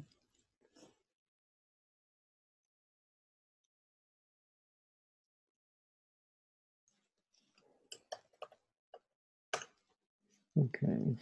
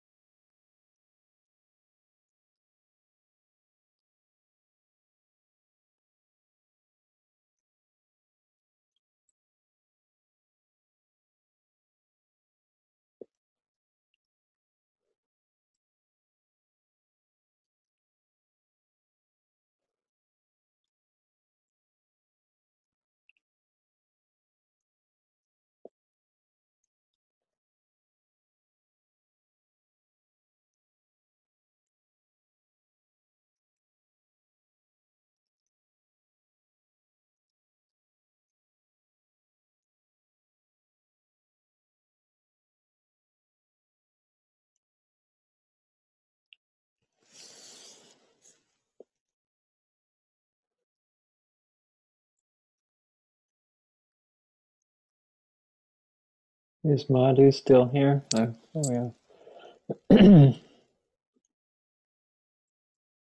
I'm trying to unmute you, Madhu. Could you unmute yourself, Madhu? Madhu? I see you in the phone.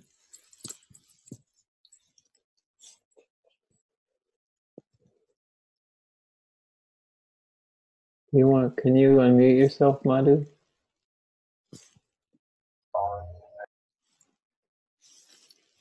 Yeah.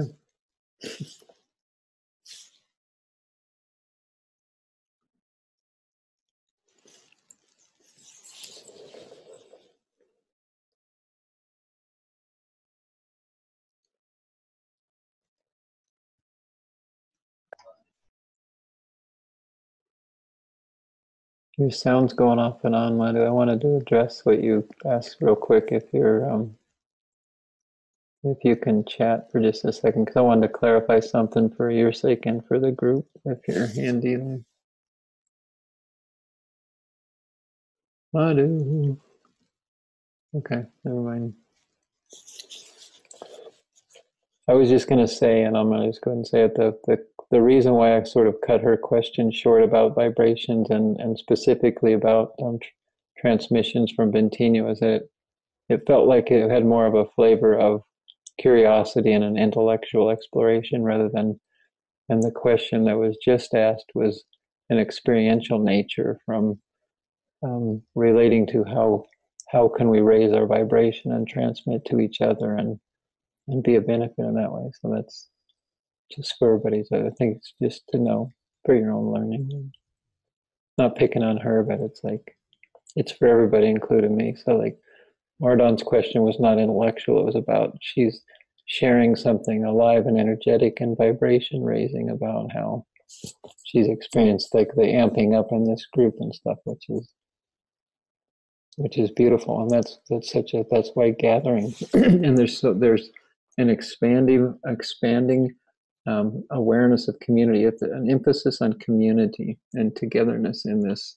Those of us who are on the leading edge, especially potently, those of us who are shy and hermit-like, like myself, who spent decades alone and in silence and meditation, which was very necessary.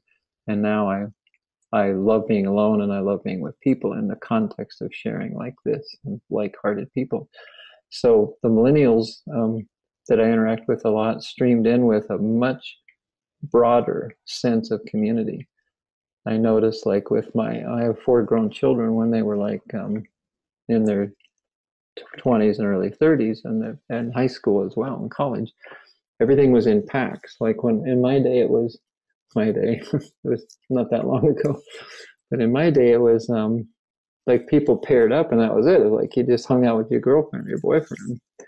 And occasionally if you'd go out with maybe another couple, but it was mostly, but millennials and what's streaming through since the millennials and even generation X and Y, there's a natural built-in sense of community. So they hang out in groups of 20 or 30 and text each other instead of chatting, but that's a whole nother issue. But so anyway, that's really infusing its way into us in this community. And a lot of us it feels like a stretch. Now, lest you think that I'm saying everybody needs to be more social and reach out more, that's not the case. The majority of time in silence is irreplaceable and a necessary foundation throughout your walk. But some people their more tendency is to be outward, and that a lot of that is because of a conditioned distraction to just want to discomfort with just being alone or wanting to go hither and thither. And some of the tendency are introvert that are just would be more like this. So going deep is a major compelling thing that's happening right now in mass with everybody I speak with. That's a common theme. How do I go deep? How do I increase my communion and connection? And then at the same time, there's a pull to action, but it just feels like not ripe yet. It's like, so when I talk about community, it's in that context of sharing like experiences of sensing the group, what's relevant and what's wanting, what's sort of the group heart desire in a particular gathering, no matter what it is, your small groups or your larger groupings of small groups is what does the heart want to do here? And if each of you are feeling pulled in, you can share in community ways to strengthen your individual time. So it's to to notice when it's coming from a craving of wanting to just be gathering, just always be chatting with somebody or talking with somebody or Facebooking with somebody, versus just being here and clicking the little red button in the upper left corner of Facebook and closing it down and everything else. Because that's where this love affair flourishes, nurtured and flourishes. And from there, when you go out amongst others, they're not other. It's this solidity of your communion in communion with a group of friends that are all like this giant pillar of connectedness together. So anyway, I've said a lot about that. It's always for a reason. So I'll just let it land with y'all.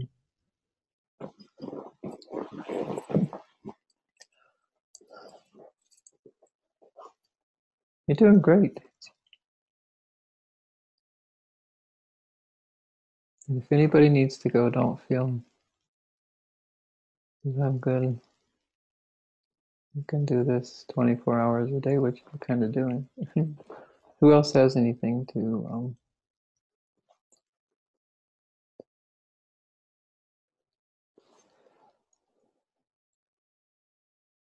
then I'm going to Sandy Pomales. That's like I don't want to put you on the spot, but when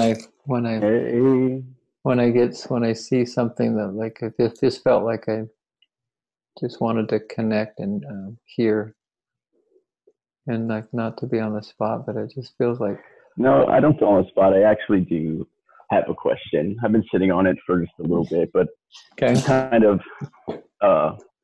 touched on it when you were just talking about community and how younger people wanted to drop in and stuff. Yes. So I'm pretty good at practicing the. Can you hear me okay, first of all? Yeah, a little muffled, okay. But fine, but it's good. Yeah. Okay, sorry, it might be these headphones. There we go, that's better. I practice the 2 to 5 second rule like throughout my day. Like I constantly remind myself, like, where are you now, Sandy? Where are you now? Mm-hmm. And I'm able to drop in for those like 10 seconds or so throughout my day. What I really enjoyed about being here right now was I was able to actually meditate, and it wasn't a full-on guided meditation, and I feel like those are the only times that I really enjoy meditating and that I really could get to where I feel like I should be getting to during a meditation. Mm-hmm. And I can never really do that on my own. And so what I enjoyed about being here was it wasn't a guided meditation. I guess I started meditating when you were talking, and then when you stopped talking, I felt like I was where I needed to be. Now, because you're like the queen of silence and stuff, I was wondering, is there like a hack, or maybe from your experience of doing this, like how can I get as much out of my own personal meditations as I can? Because like I really don't, my own answer is that just keep on practicing, do it more often. Maybe, and that might be the answer that might be coming from you, but is there like mind hacks or from experience? How can I get that nectar that you're just talking about, and that love, that feeling of love through meditations on my own? Because right now, I'm not the biggest meditator, and maybe that's because I don't know how to do it, or I'm too much in my mind. But you said something good earlier where it was like, your thoughts are up here and you visualize them up here and then they sink down like a lead. Mm-hmm. And that when you said that, I visualized it, I saw it, I felt it. Now I haven't been able to take that with me because, we're still here, but I feel like that was like a shining light on something, maybe that analogy. So cool. Any advice? on being able to meditate on my own. Yes, definitely. I'm just gonna feel into what's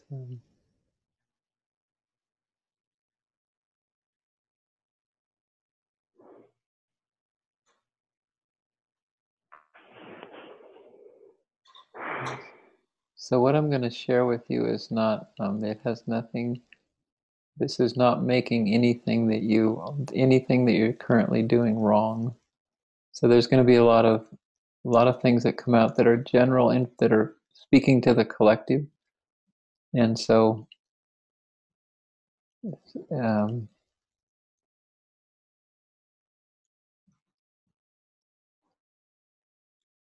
I'm not going to go into a lot of detail about the different aspects of the divine, the feminine, and what we would call the feminine and masculine attributes of the beloved. But I think it feels like it would be, to put this in context, it's important to address.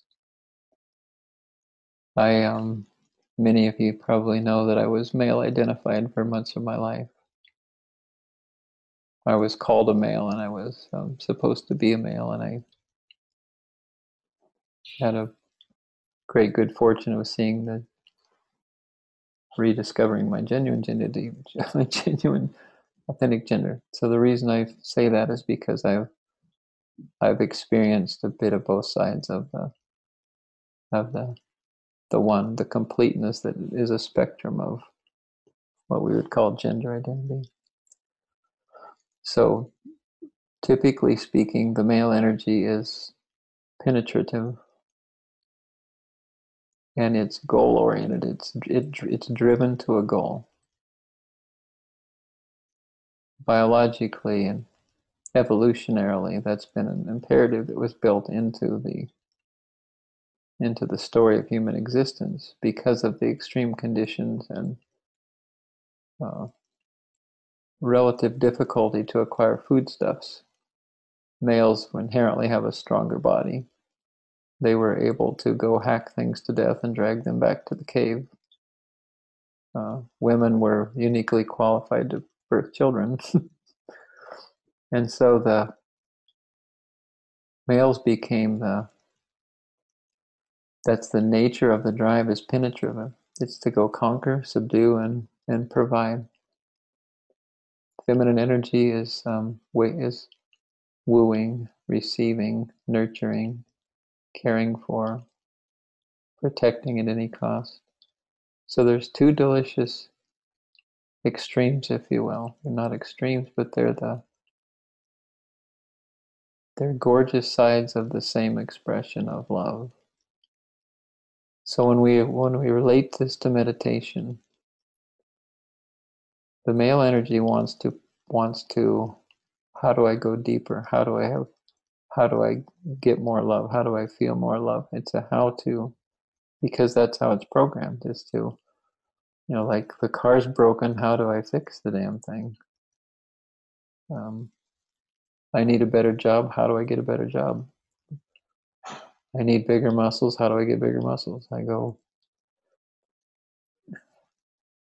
And so when we bring that energy into meditation, I can tell you the most important, or the most effective and beneficial, would be to determine beforehand, before you enter into meditation, the whole root and foundation of entering into communion, remembering and recalling and sinking into what's never not there,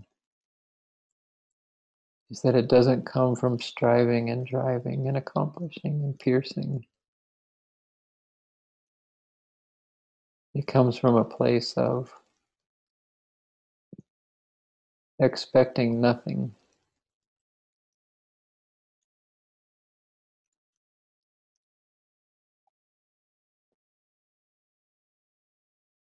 Not striving to get anything. Kind of the way that you would have some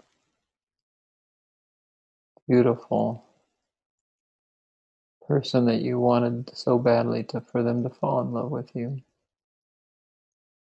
At first you may be trying everything, like the most clever pickup lines and roses and candy and dinner and movie and all those things. Those strategies can be relatively effective, but they're just strategies to get what one wants for oneself. Meditation is not to get anything. It's to give up everything. And if you want to know the secret or the key that was experienced here,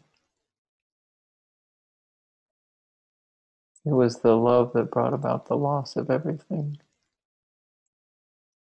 that the person could hold on to. I have felt the wooing of the beloved since I was old enough to remember. To the extent that I tried to be a male. With all my might and determination, I sought God. I prayed, I shrieked, I screamed. Studied the Bible for 20, 30 years. Built a successful business. Quote unquote.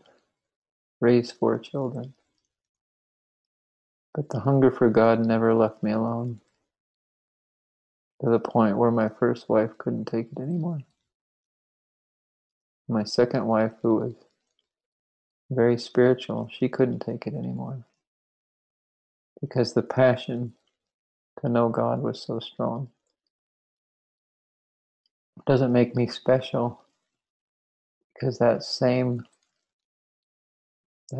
yearning for communion, connection with what you are, with this love, is resident in you, my friend, because you asked the question.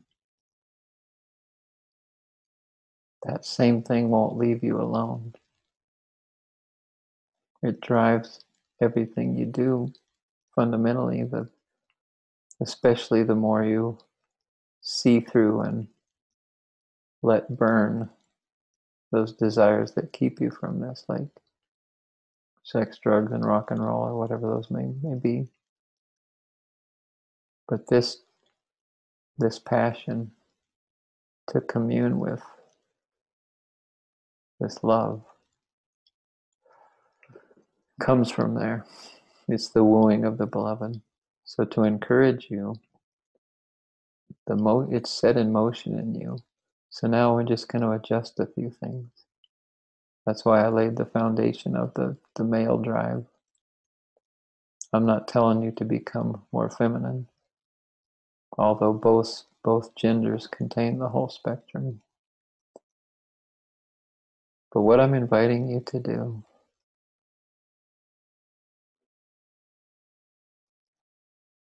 is relax out of that is so innocent and it's built into you, deliberately and perfectly so. Because for millennia you had to hack stuff to death and bring it to the cave. Now there's nothing to hack to death. There's nothing to fight or ward off. You can rest.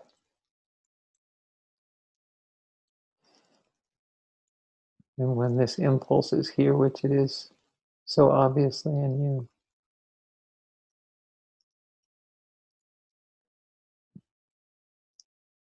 is to feel into the heart. You said you pause 3 to 5 seconds. A lot to be aware, to tune into that knowing of awareness. This is exactly the same. 3 to 5 seconds to feel the lover within you. And it's to go there with no agenda, no expectations, no methodology, no battering ram. It's to lay down at the feet of this love. to let it hold you.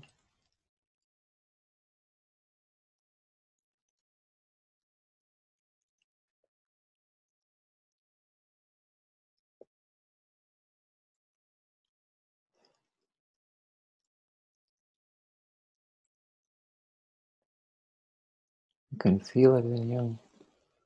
And try to find your picture again, because I can't figure out where your thumbnail went. There you are, Sandy. I can feel this love that you.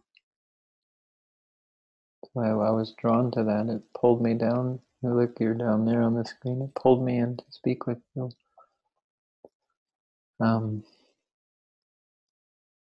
That's why I said at the beginning, you've done nothing wrong, because at first it could kind of sound like you're getting a scolding, but I was laying a framework for the male collective as well. So thank you for hanging in there. And so to tune in deeper into your the intention of your question, you can go ahead and unmute yourself too, so I can, while we're talking. There we go. Yeah, good. First of all, is that helpful, that layer of it, and then we can explore further.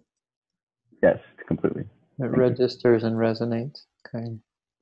So now I'm going to try to zoom it into a little more practical, like in the moment sort of a thing. And see what arises.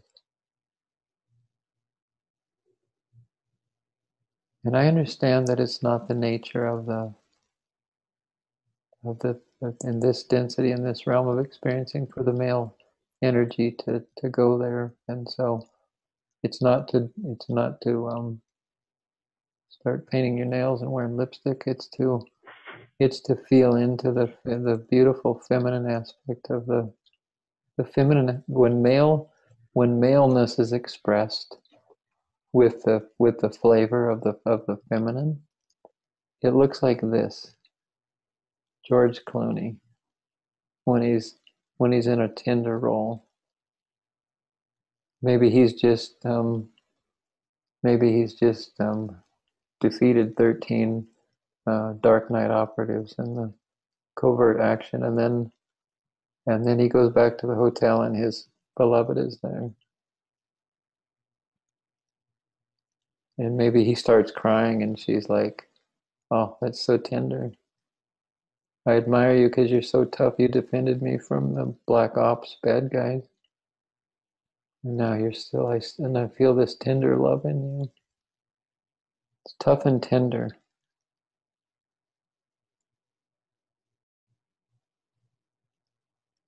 It's Jesus Christ. He was a pretty tough guy. Let himself be tortured to death. And while they were doing it, he said, "Forgive them." He wept over Jerusalem, the city he wasn't very welcome. This has nothing to do with the Jewish people or the Christian people. It's an analogy. It's just an example of whether or not there was a Jesus that existed doesn't matter. It's a demonstration of tough and tender love. And you have that, Sandy, I can already tell. And so it's to encourage you and to give you clues into how you really tune into that and enjoy it. Because the thickness of male conditioning is really strong, because I know, and it's like naturally so, innocently so, but it's really wanting to be gotten to, and you and this, and I can tell from the yearning is where you want to go. I'm sure you're quite romantic with your partner. I'll bet you know how, from your heart, I'll bet you know how to, on Valentine's Day, if you happen to have a girl or a boyfriend, I bet you know how to express that heart, right? Is that true, Sandy? Yeah, you don't have to go. Accurate. You don't have to go into detail, although that it's always fun too. But I'm just kidding. So you know what that feels like when you, or feel into the first blush, the first knowing. You looked at that one and you said, "Oh my God, oh my God, he or she is beautiful." And your heart naturally you want to get to know that person because you want to find out what delights them. And so it's like, if it's the flowers, or if it's a special place to go out for dinner, or a hobby or an interest and it's not, it can be potentially from a place of manipulation, and you can tell the difference. It's the same thing going into meditation. Am I manipulating my way in because I want a hit of this delicious juice? Or am I going in because even if I don't feel in love with this beloved in my heart, even if I don't feel in love, at any cost, I want my heart to be inclined to be in love. And that's like I talked about earlier. Incline my heart, oh God. Tenderize my heart. Melt my heart. So that I'm attractive, so that I know how to love you. It's so beautiful that you give a shit.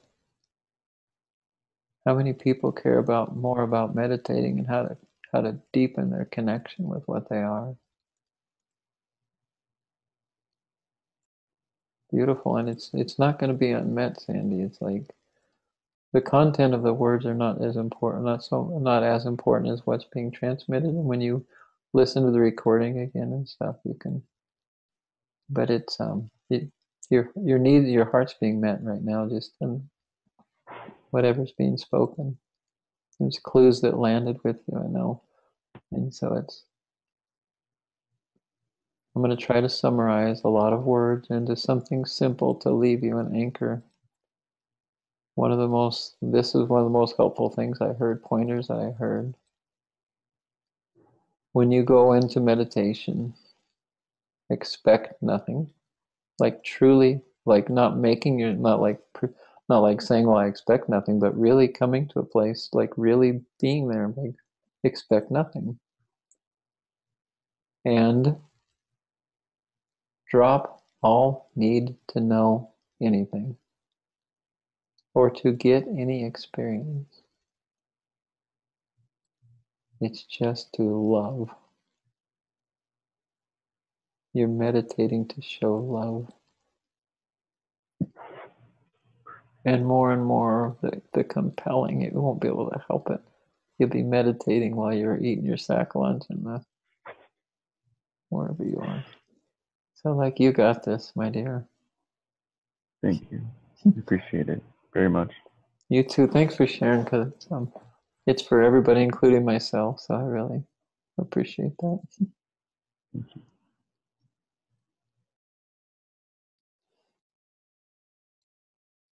Is everybody starving? Bladders exploding? Is there?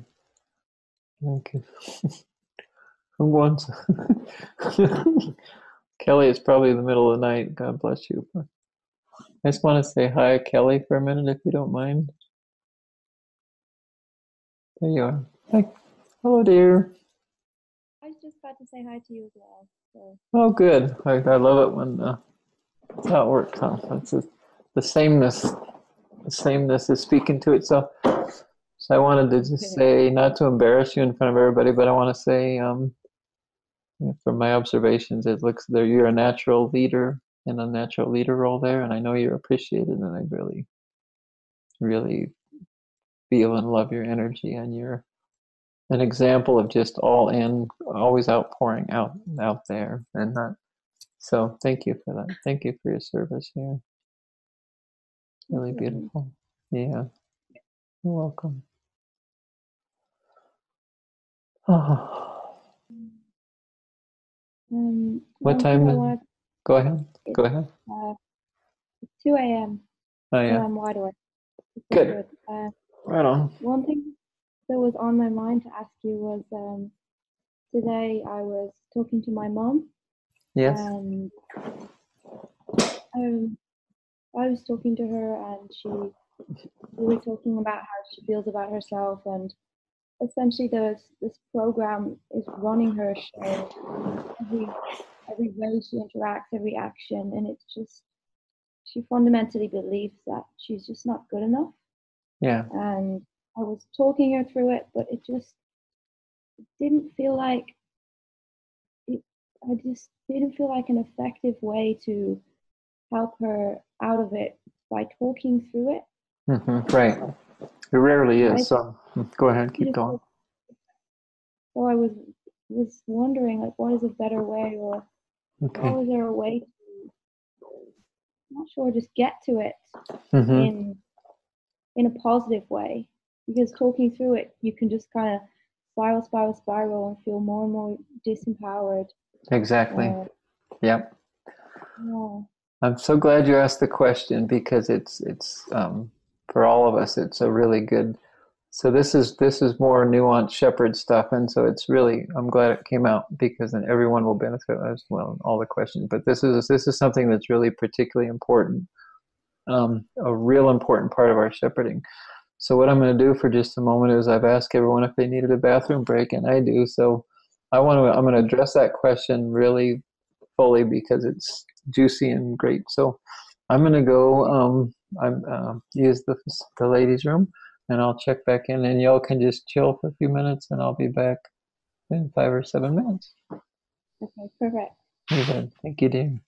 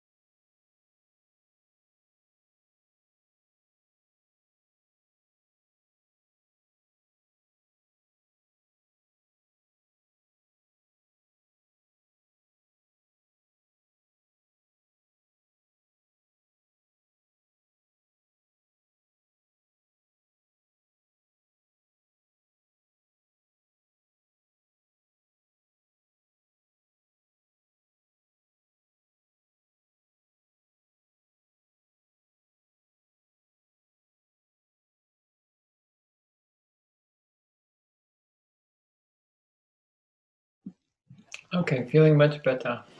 So I wonder how many people are still out and about. Hang on, I gotta check a message here in just a second.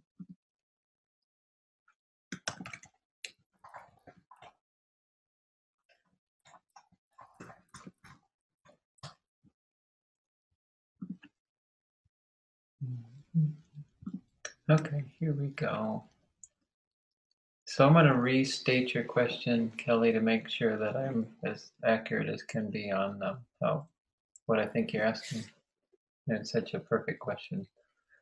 So you were in conversation with your mother, and it didn't feel like it really went anywhere because you sensed that the words, like speaking words, oftentimes is just so ineffective. And asking me, what's a better way to communicate and to really get through the shell of the other. So is that close?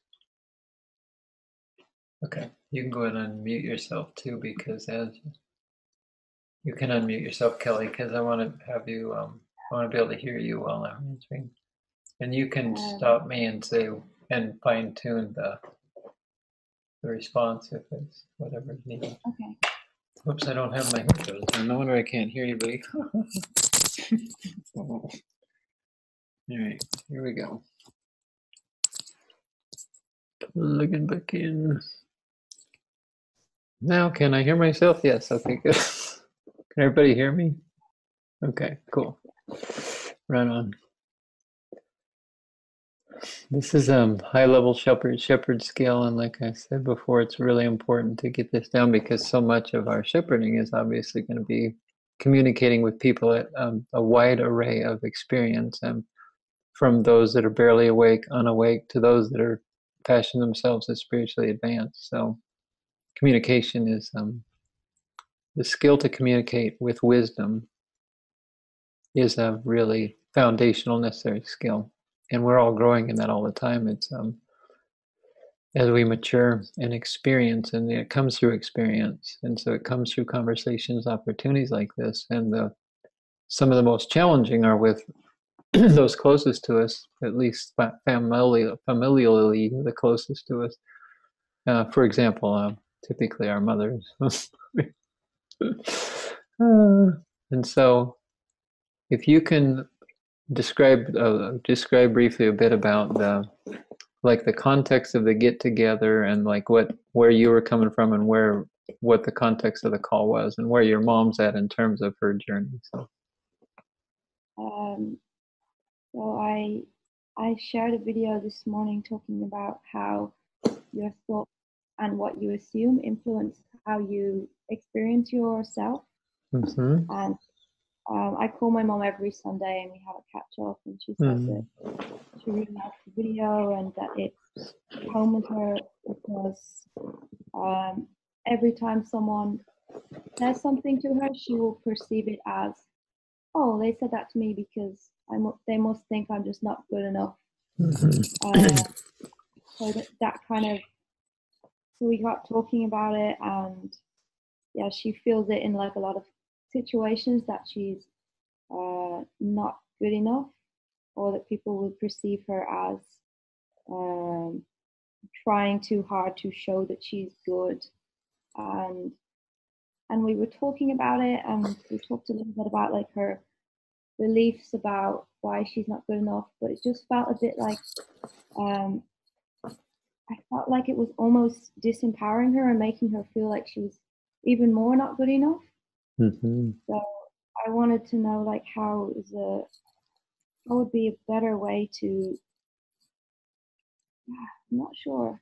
Yeah, no, go ahead. I can see so clearly like she is good enough, and it's one, like I was saying, like you're amazing, like everyone else can see you're good enough, but like none of that really, it's just too, because there's this thing in place that is like, I'm not good enough. Nothing seems like it can get in properly. Yes. Yeah, that's really good because this is going to help all of us.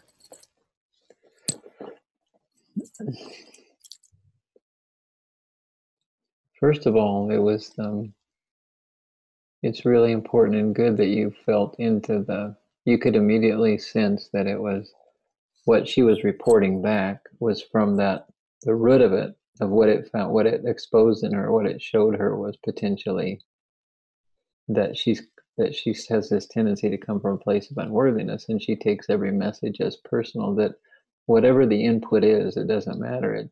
It's perceived on her end as this is meant for me. There, I fucked up again. I'm just another reason to reinforce my sense of unworthiness. And so that's the first step, is like you got that. So then you knew, you had the knowing and the intuitive sense of, okay, so now what looks like it wants to be gotten to and further explored is that unworthiness. And so then you, rather than just sort of going into the content of the things and trying to convince her how applicable it was or whatever, you didn't do that at all. You were attuned into what's being gotten to. So the unworthiness, and then how did it unfold for you to offer her reassurance of her worthiness? What did that look like? I just asked her to think if she actually had any proof or real, true, solid evidence that she wasn't good enough. Mm-hmm. And she thought about it, and she realized that it was all assumptions. And it was all assumptions, but there was still it's one thing for her to say it and to say that she knows it, but I felt like there wasn't really like a deep recognition of it. Mm-hmm.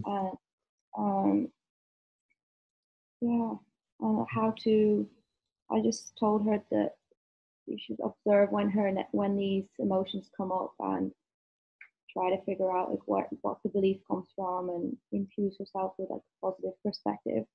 Mm-hmm. So I'm just not sure if it's really the most effective way or the way to kind of meet it and heal it at its source. Mm-hmm. So what comes up around that is that, first of all, what your responses would have been like if I was on the call. The way you responded is likely what would have arisen here as well, so that you were tuned in. So one thing to keep in mind for myself and all of us, and you and all of us, is that first of all, we're not responsible for anyone else's spiritual path or growth. When words arise, we do the best we can to follow intuition coming from a place of heart, with no agenda other than to be of benefit, however the best we can perceive what's wanting to be gotten to. And I would say that you did that quite well. So that's the first thing, is we're not responsible. So there's a really strong tendency to take things personally, and it's my responsibility, because that's what this program is, to equip us to be of service, to be of benefit. But the subtle little thing that's working its way through us and informing us, myself included, is the difference between responsibility with an I and responsibility with an A. Responsible is the one author and painter, creator of itself in each individual. So everybody is on their own, so to speak. We are oftentimes used as mirrors, as guides in that process. But that's at the behest of her own path that is connected directly to the same thing that we're all connected to. So to the extent that our role is naturally arises in alignment with that, then we do our best, and our capacity and talent and skill set in that regard gets better and better, because you're tuned in and surrendered. So it's taking a natural track of growth, and more enablement, and less and less person, more and more purity and clarity. So you're in a really good place in that regard. So now we bring it back to your mom. Everything you said was spot on. Whether or not she's at a place where she can receive it is not your responsibility. responsibility is that you have the ability to respond to the extent that it's congruent with her path, that it's in alignment with her intentions, the blueprint of her life, whether she's aware of it or not, to whatever extent she's aware of it. So that's what Bentinho talked about recently on the call about the one call. Actually, you guys weren't on that one. Well, you'll probably see the recording. I don't know if it's come through yet. There was a long session with a woman who was struggling with the tier 1, with shepherding in general, and he took a lot of time to answer her question and then reflect the others who were saying how they would deal with it. So he was teaching all of us with how we would respond to her, and at the same time taking what could seem like an enormous amount of time just with this one person, because in his wisdom he sensed that, first of all, there's layers and layers of benefit for everybody involved.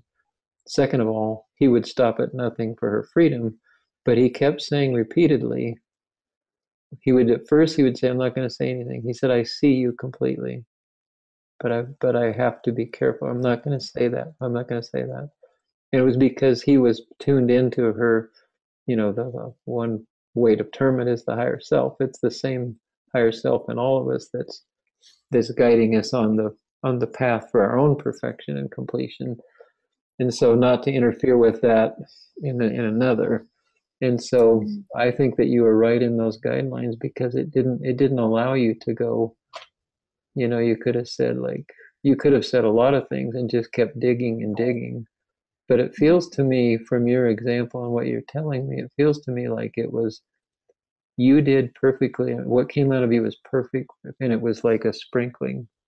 And sometimes it feels like, from our perspective, it's like I was just channeling the most potent, piercing, beautifully love-bathed message that I just know has the potential to set them free, and darn it, it didn't land. But it's not you. It's that people are in different stages, like the Buddha's analogy of the lily pads. Some are still underwater, and some are just to the surface, and some are above the water. So the wisdom that's built into the love, the way it flows through, knows, and it'll even sets up its own self-correcting, like bumpers on a bowling alley for kids where the ball can't go in the gutter. It's like the love, the higher self, which I don't use that term much, but that part of us that is more like, I won't even say it, but anyway, it keeps us, it steers it. So like in this case, it was highly likely that your mom could only take, for her path, she could only hear so much, and we're not responsible for how it lands, but without fail, the aliveness lands in all these layers and nooks and crannies, and it's oftentimes time released. It's a seed, and a few months from now, she'll get a hit and go like, oh, I remember when Kelly was telling me, oh yeah, now I get it, and that sets me free. Mm-hmm. And then so that's and then just to sort of, another thing in this is that, and this is something that I'm really learning of. Ask Bentinho for some coaching on this myself, is that the more we're in situations like this of leadership, and where, I stay humble, and there's circumstances humble me continually to keep so in tune with how disabled I am, but how utterly enabled I am with that which speaks through me as me. So it's like, no matter where we're at, we think we've got something that's really established in us experientially, and where we can teach it now because we live it. It's in us.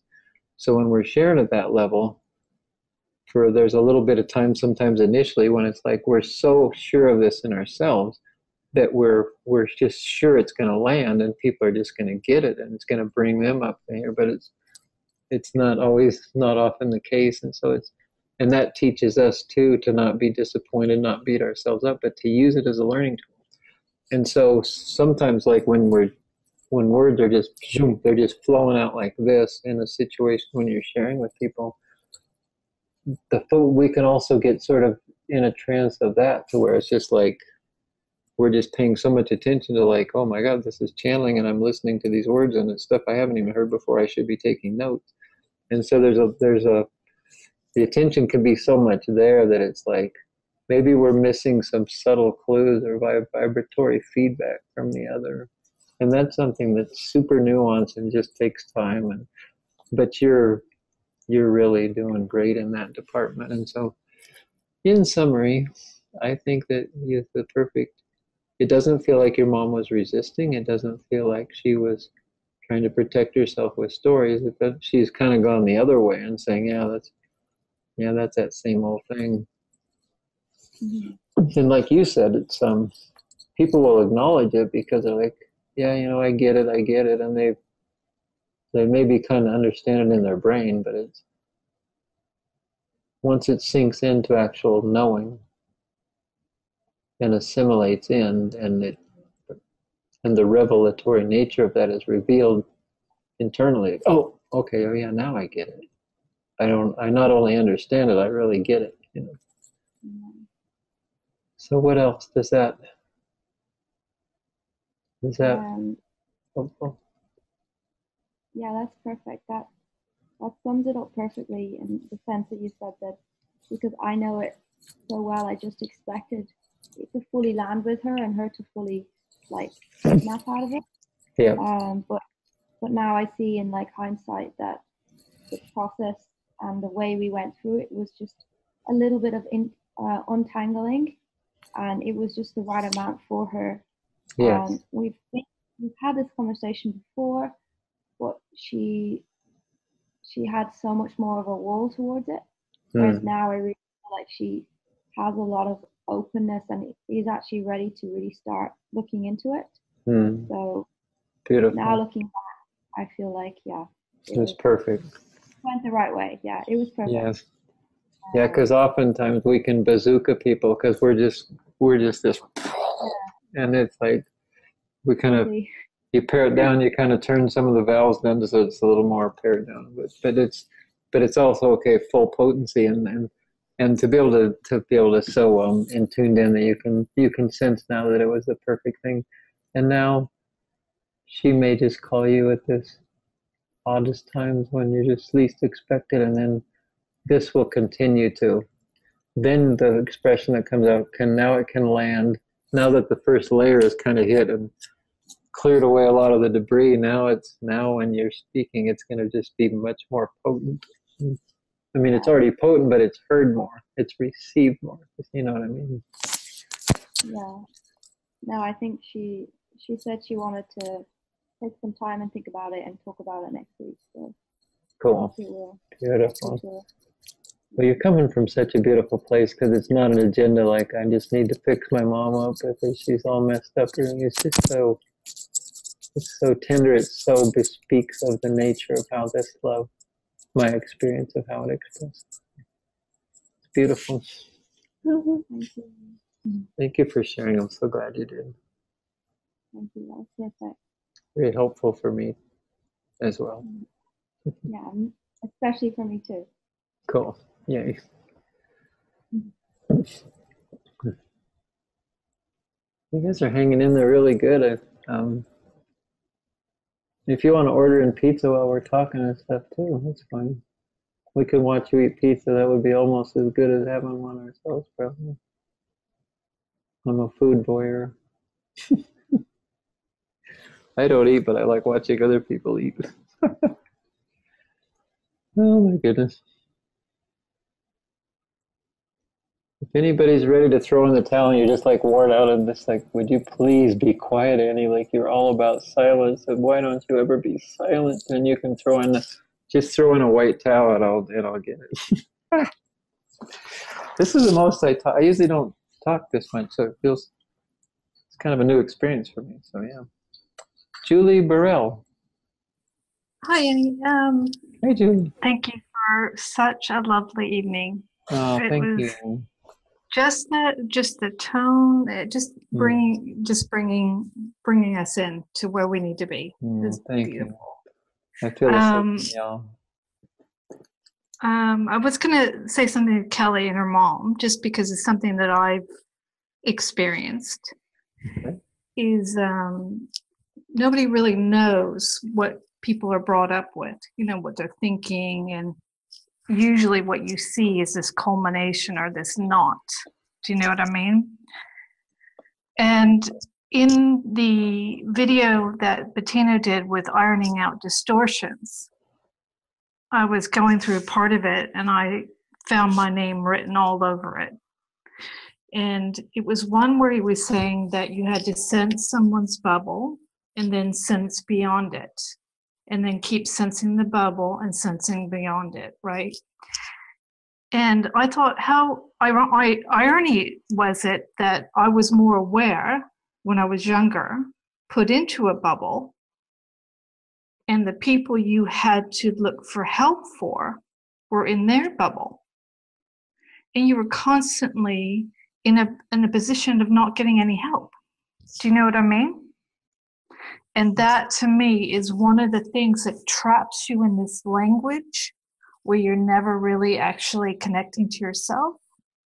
And you're looking for help, and they're saying, no, that's odd, that's not what we do, this is what you need to do it. So there's no real connection being built, no sense of being, no sense of self. So a lot of it is trapped in language. And Bentinho had said, you know, he could look at somebody's dark spaces, go and crawl into their dark spaces, but he wouldn't take away their confusion because that's what transforms them. But often I think even with, it's just that sense of allowing that space for them to say, but that's just language, and to learn to drop into that awareness, just to get that connection, just to feel that they're worthy. Do you know what I mean? Cool. Thanks, Julie. Thanks, Julie. I'm going to have you take it up with Kelly in a private message too, but thanks for sharing. Oh, no. This is all right. I was wondering what you felt about that anyway. Yeah, I'll probably, because that's a really long response, but I totally agree with what you're saying, and it's applicable for all of us. But it's it's always to go back and watch that portion over and over again for everybody, because that's when we're really getting into the high level nuanced what we've just. I was just making a comment because when I was going through it, I finally found a key to what was happening to me, was because you were looking for help for the wrong people, and they didn't know. Yeah, and then you're constantly getting that feedback that wasn't probably productive. Yeah, cool. Thanks for sharing. Pleasure. Okay, take care, dear.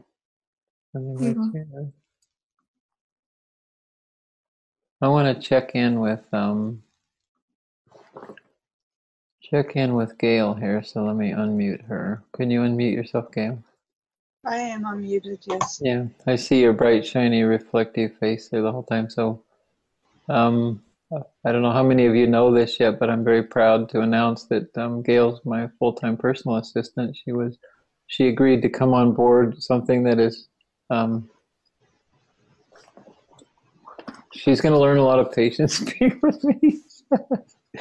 So she's been like so vital. These last few days, there's been like this surge on me for the first time in years, to sort of meditate while I do stuff. So it's there's some things arising, and she's helping me organize the tide that's rising here. So I'm so grateful for her. I wish I would have done this sooner when there was still more people on the call, but that's fine. And so thank you for being there, for holding this space, for being such a beautiful, active part of this group, and all the service you've done for Bentinho for decades, mostly unnoticed, and it's noticed and appreciated from. Thank you, Annie. It's an honor. It's an honor. I'm still a little bit in shock that you asked me, and so thrilled that Lisa agreed that there would also be time for the transcription, and that I could continue to do that, and I didn't have to make a choice. Yep, that's what we discussed from the beginning. Now this can never detract from that, because that's the most important. And so I think I'll try. I think we'll be able to keep it at like 80, 90 hours a week, so it'll give you plenty. We're having lots of fun, everyone. Yes, we are. I'm glad we don't know which one of us is crazier, but we're having lots of fun. She's helped me on the website this week, like with on live with her husband, who's a tech genius, and so like one of the like she would ask me, or he would ask me, like, well, what did you click on to get here? I don't know. Well, you just did it. I don't remember. Like it's like anyway. Ah. Yeah. And it's so beautiful that the first person that Dean has met in the group is actually Annie. And I thought like it might be Luke or somebody, or you know, one of the guys. And the first person he met was Annie. So that's just so awesome. He's a goodie. I was just like, ooh. He's a cutie, my God. Yeah. He's a keeper, that's for sure. Yeah. Kind of reminds me of Sandy Pomales a little bit. It's like, yeah. It's got that. Yeah. Cool. Sandy Pomales with that like golden voice. Yeah. Does he sing? Most meetings he's in, he stops the conversation with his voice. Cool. So. Look at him. I noticed that as well. Well, have everybody unmute yourself, and we'll just have like we can have a little, like a little, I don't know, post. I feel like smoking a cigarette and celebrating.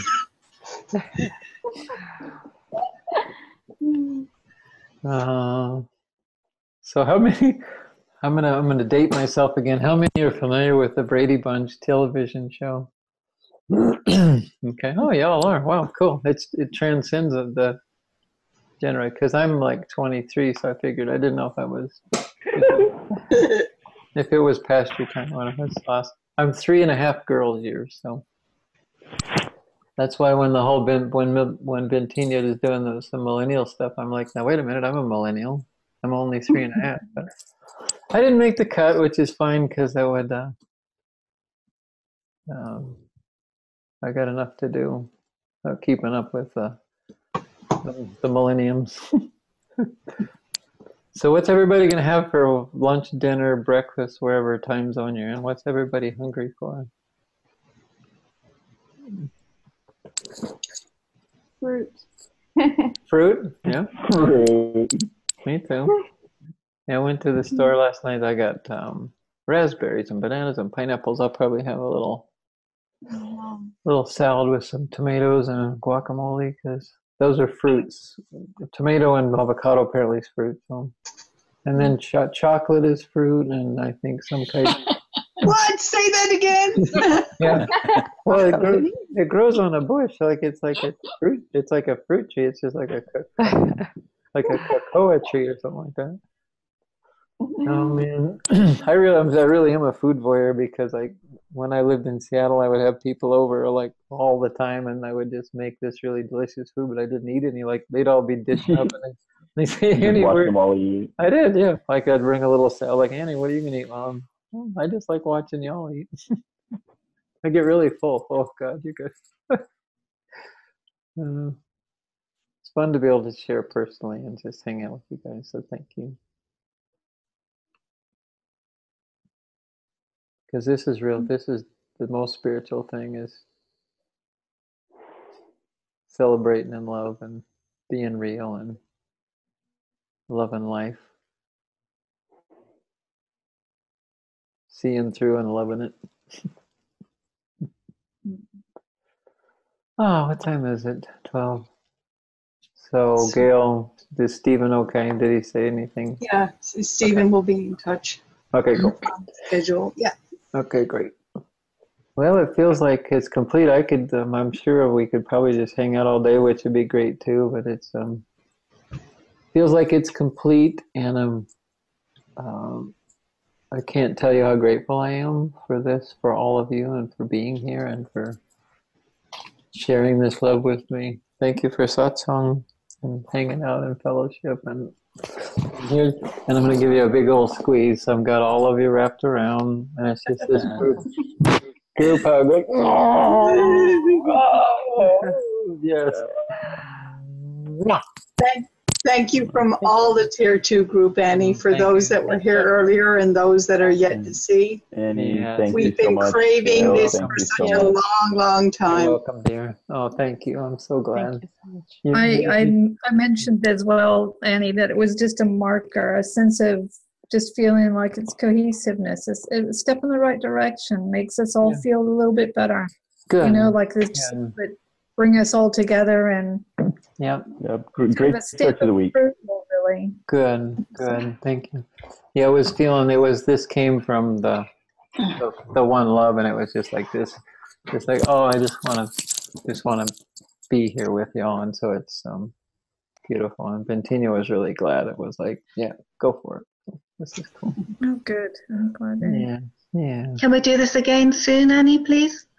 Yeah, I think it'd be. Please. We'll try to do. I've got a lot of traveling coming up, but some case I'll be able to do it from the road, and also feel free to kind of put out what you would, if you want to do a whole one of where it's just really just dropping in the silence the whole time, or we can mix it up or whatever. So input always welcome, but yeah, there will be more. I'll keep you posted, and I don't have time for a lot of the individual things, but it's to the extent that I can. I'll tirelessly respond as much as possible to all of you. So I think that's why I'm not there much. It's not because I don't care. It's just that my days are I don't plan ahead, but it's like all day long. It's just like, and it's all complete flow and easeful. But and I love it. But it just there's pretty much something. Okay, I'll make sure to contact your personal assistant now. Yeah, right. Yeah, you got it. Oh, I love you guys, all good guys and gals. Adios. Thank you. Thank you so much, everybody. You're so welcome. Thank You're you. so welcome. Thank you. It was lovely. Thank you, dear. Adios. Nos vemos pronto. Have a good day.